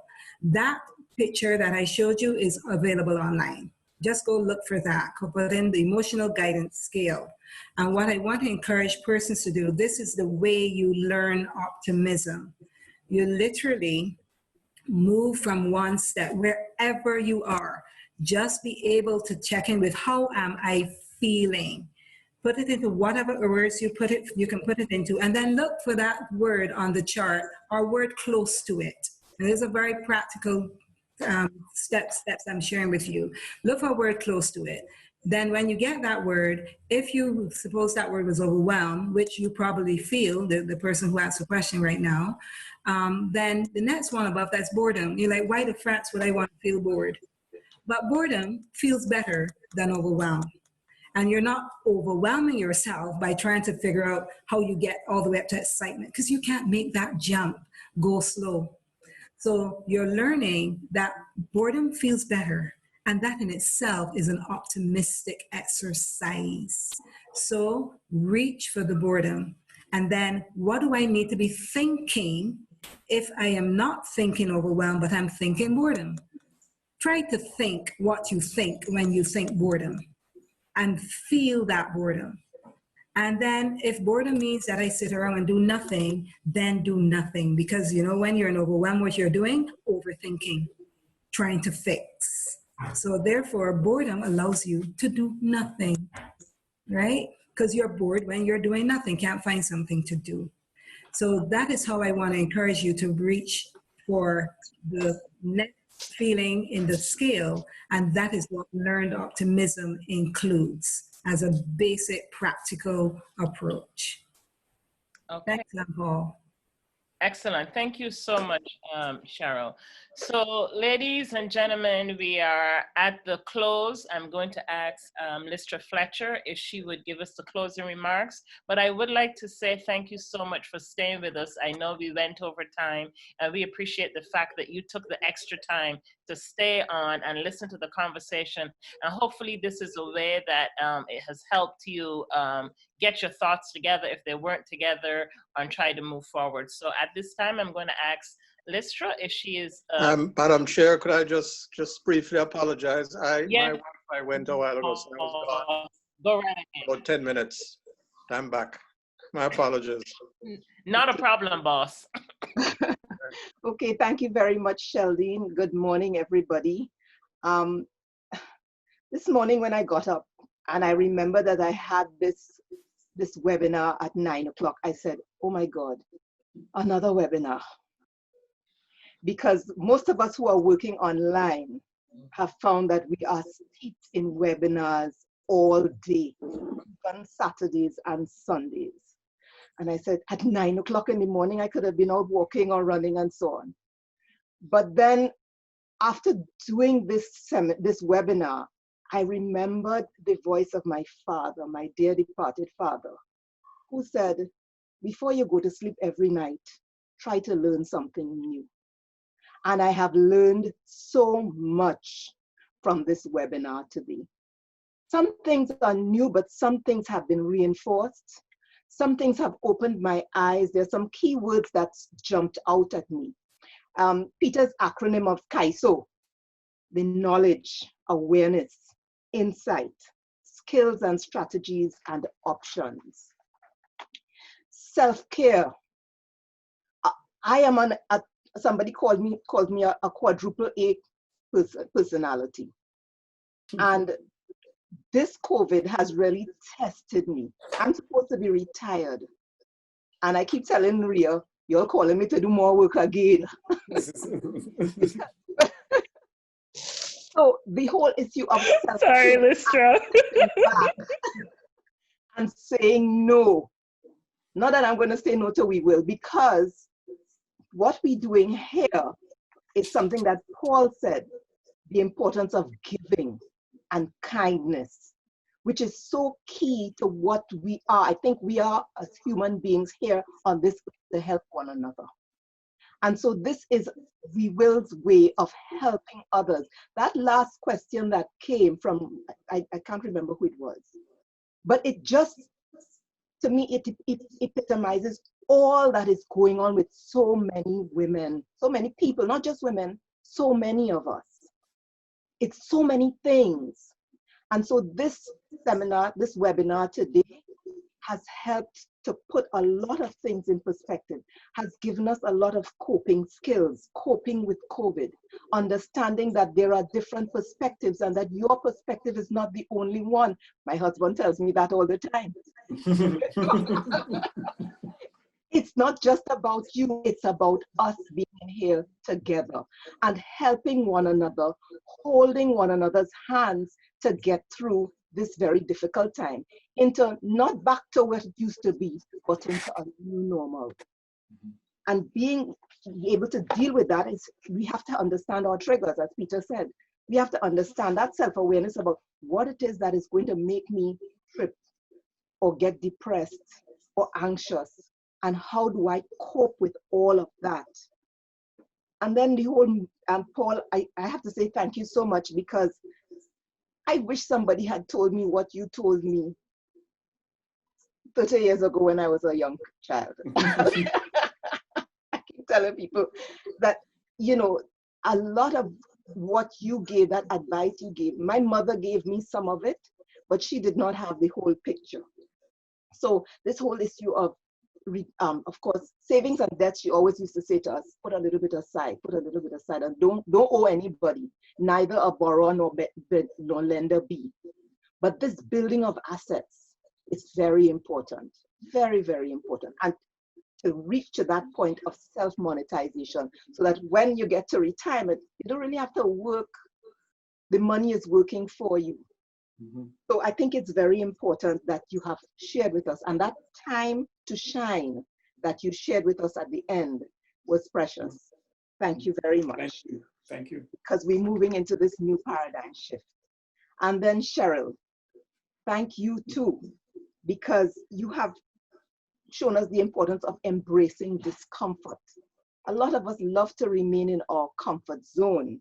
So embracing discomfort and checking on your emotions and moving to think, the move that you think positively, and then you will feel positively. I think that is a very key point, because sometimes you get in a spiral and you just don't know how to get out. So it's thinking. I remember a girlfriend of mine at work saying, whenever you feel stressed, take on that superwoman pose.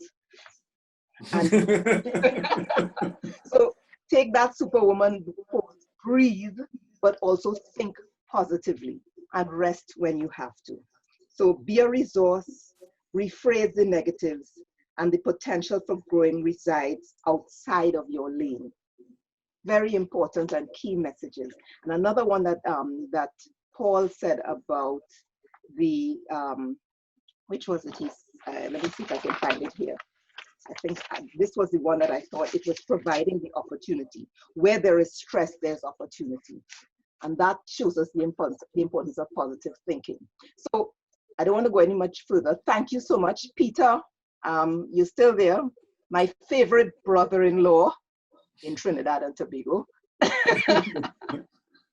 But thank you so much. As usual, you know, you're one of my champions, my heroes. And although you may not know it, and sometimes I do make life difficult for you as your sister-in-law. But it's all coming from a good place of love. Thank you very much, all the speakers, for the time you have taken on a Saturday to share. And just to say that We Will is here to provide this kind of support, especially to the younger women who are now coming up in this place. And it's a new place that we work. I mean, this COVID has changed the way we see the world. We have never imagined that it would be like this. So it's causing us to think outside of the box, but it's also helping us to realize that we cannot do it together. We have to support one another. So just to say that We Will is here. Please share with us your views and any ideas of new areas that you think that we could run a seminar in, any new information that you would need. We are here to help. We don't have all the knowledge, but we can at least find the resources to move forward. So enjoy the rest of your day and stay safe. Thank you very much. Bye. Thank you. Bye-bye. Bye. Ria. So before I go, I should thank you to Ria for your leadership, Yes. for your Yay. coordination skills. Oh, thank you all. No, thank you so much for being part of this initiative. I really appreciate it. Y'all have been wonderful. I really appreciate it. Have a wonderful day, and we'll catch up, okay? Bye. Okay. All Bye-bye. right. You'll Bye. talk, Paul. You and I Yeah, need and Sheldon, thank you for Okay, your yes, motivation. yes. Thank you. Sheldon. Thank you, everybody. no problem. We'll talk. Okay. Okay, for sure. Yes. Okay. Bye. Okay.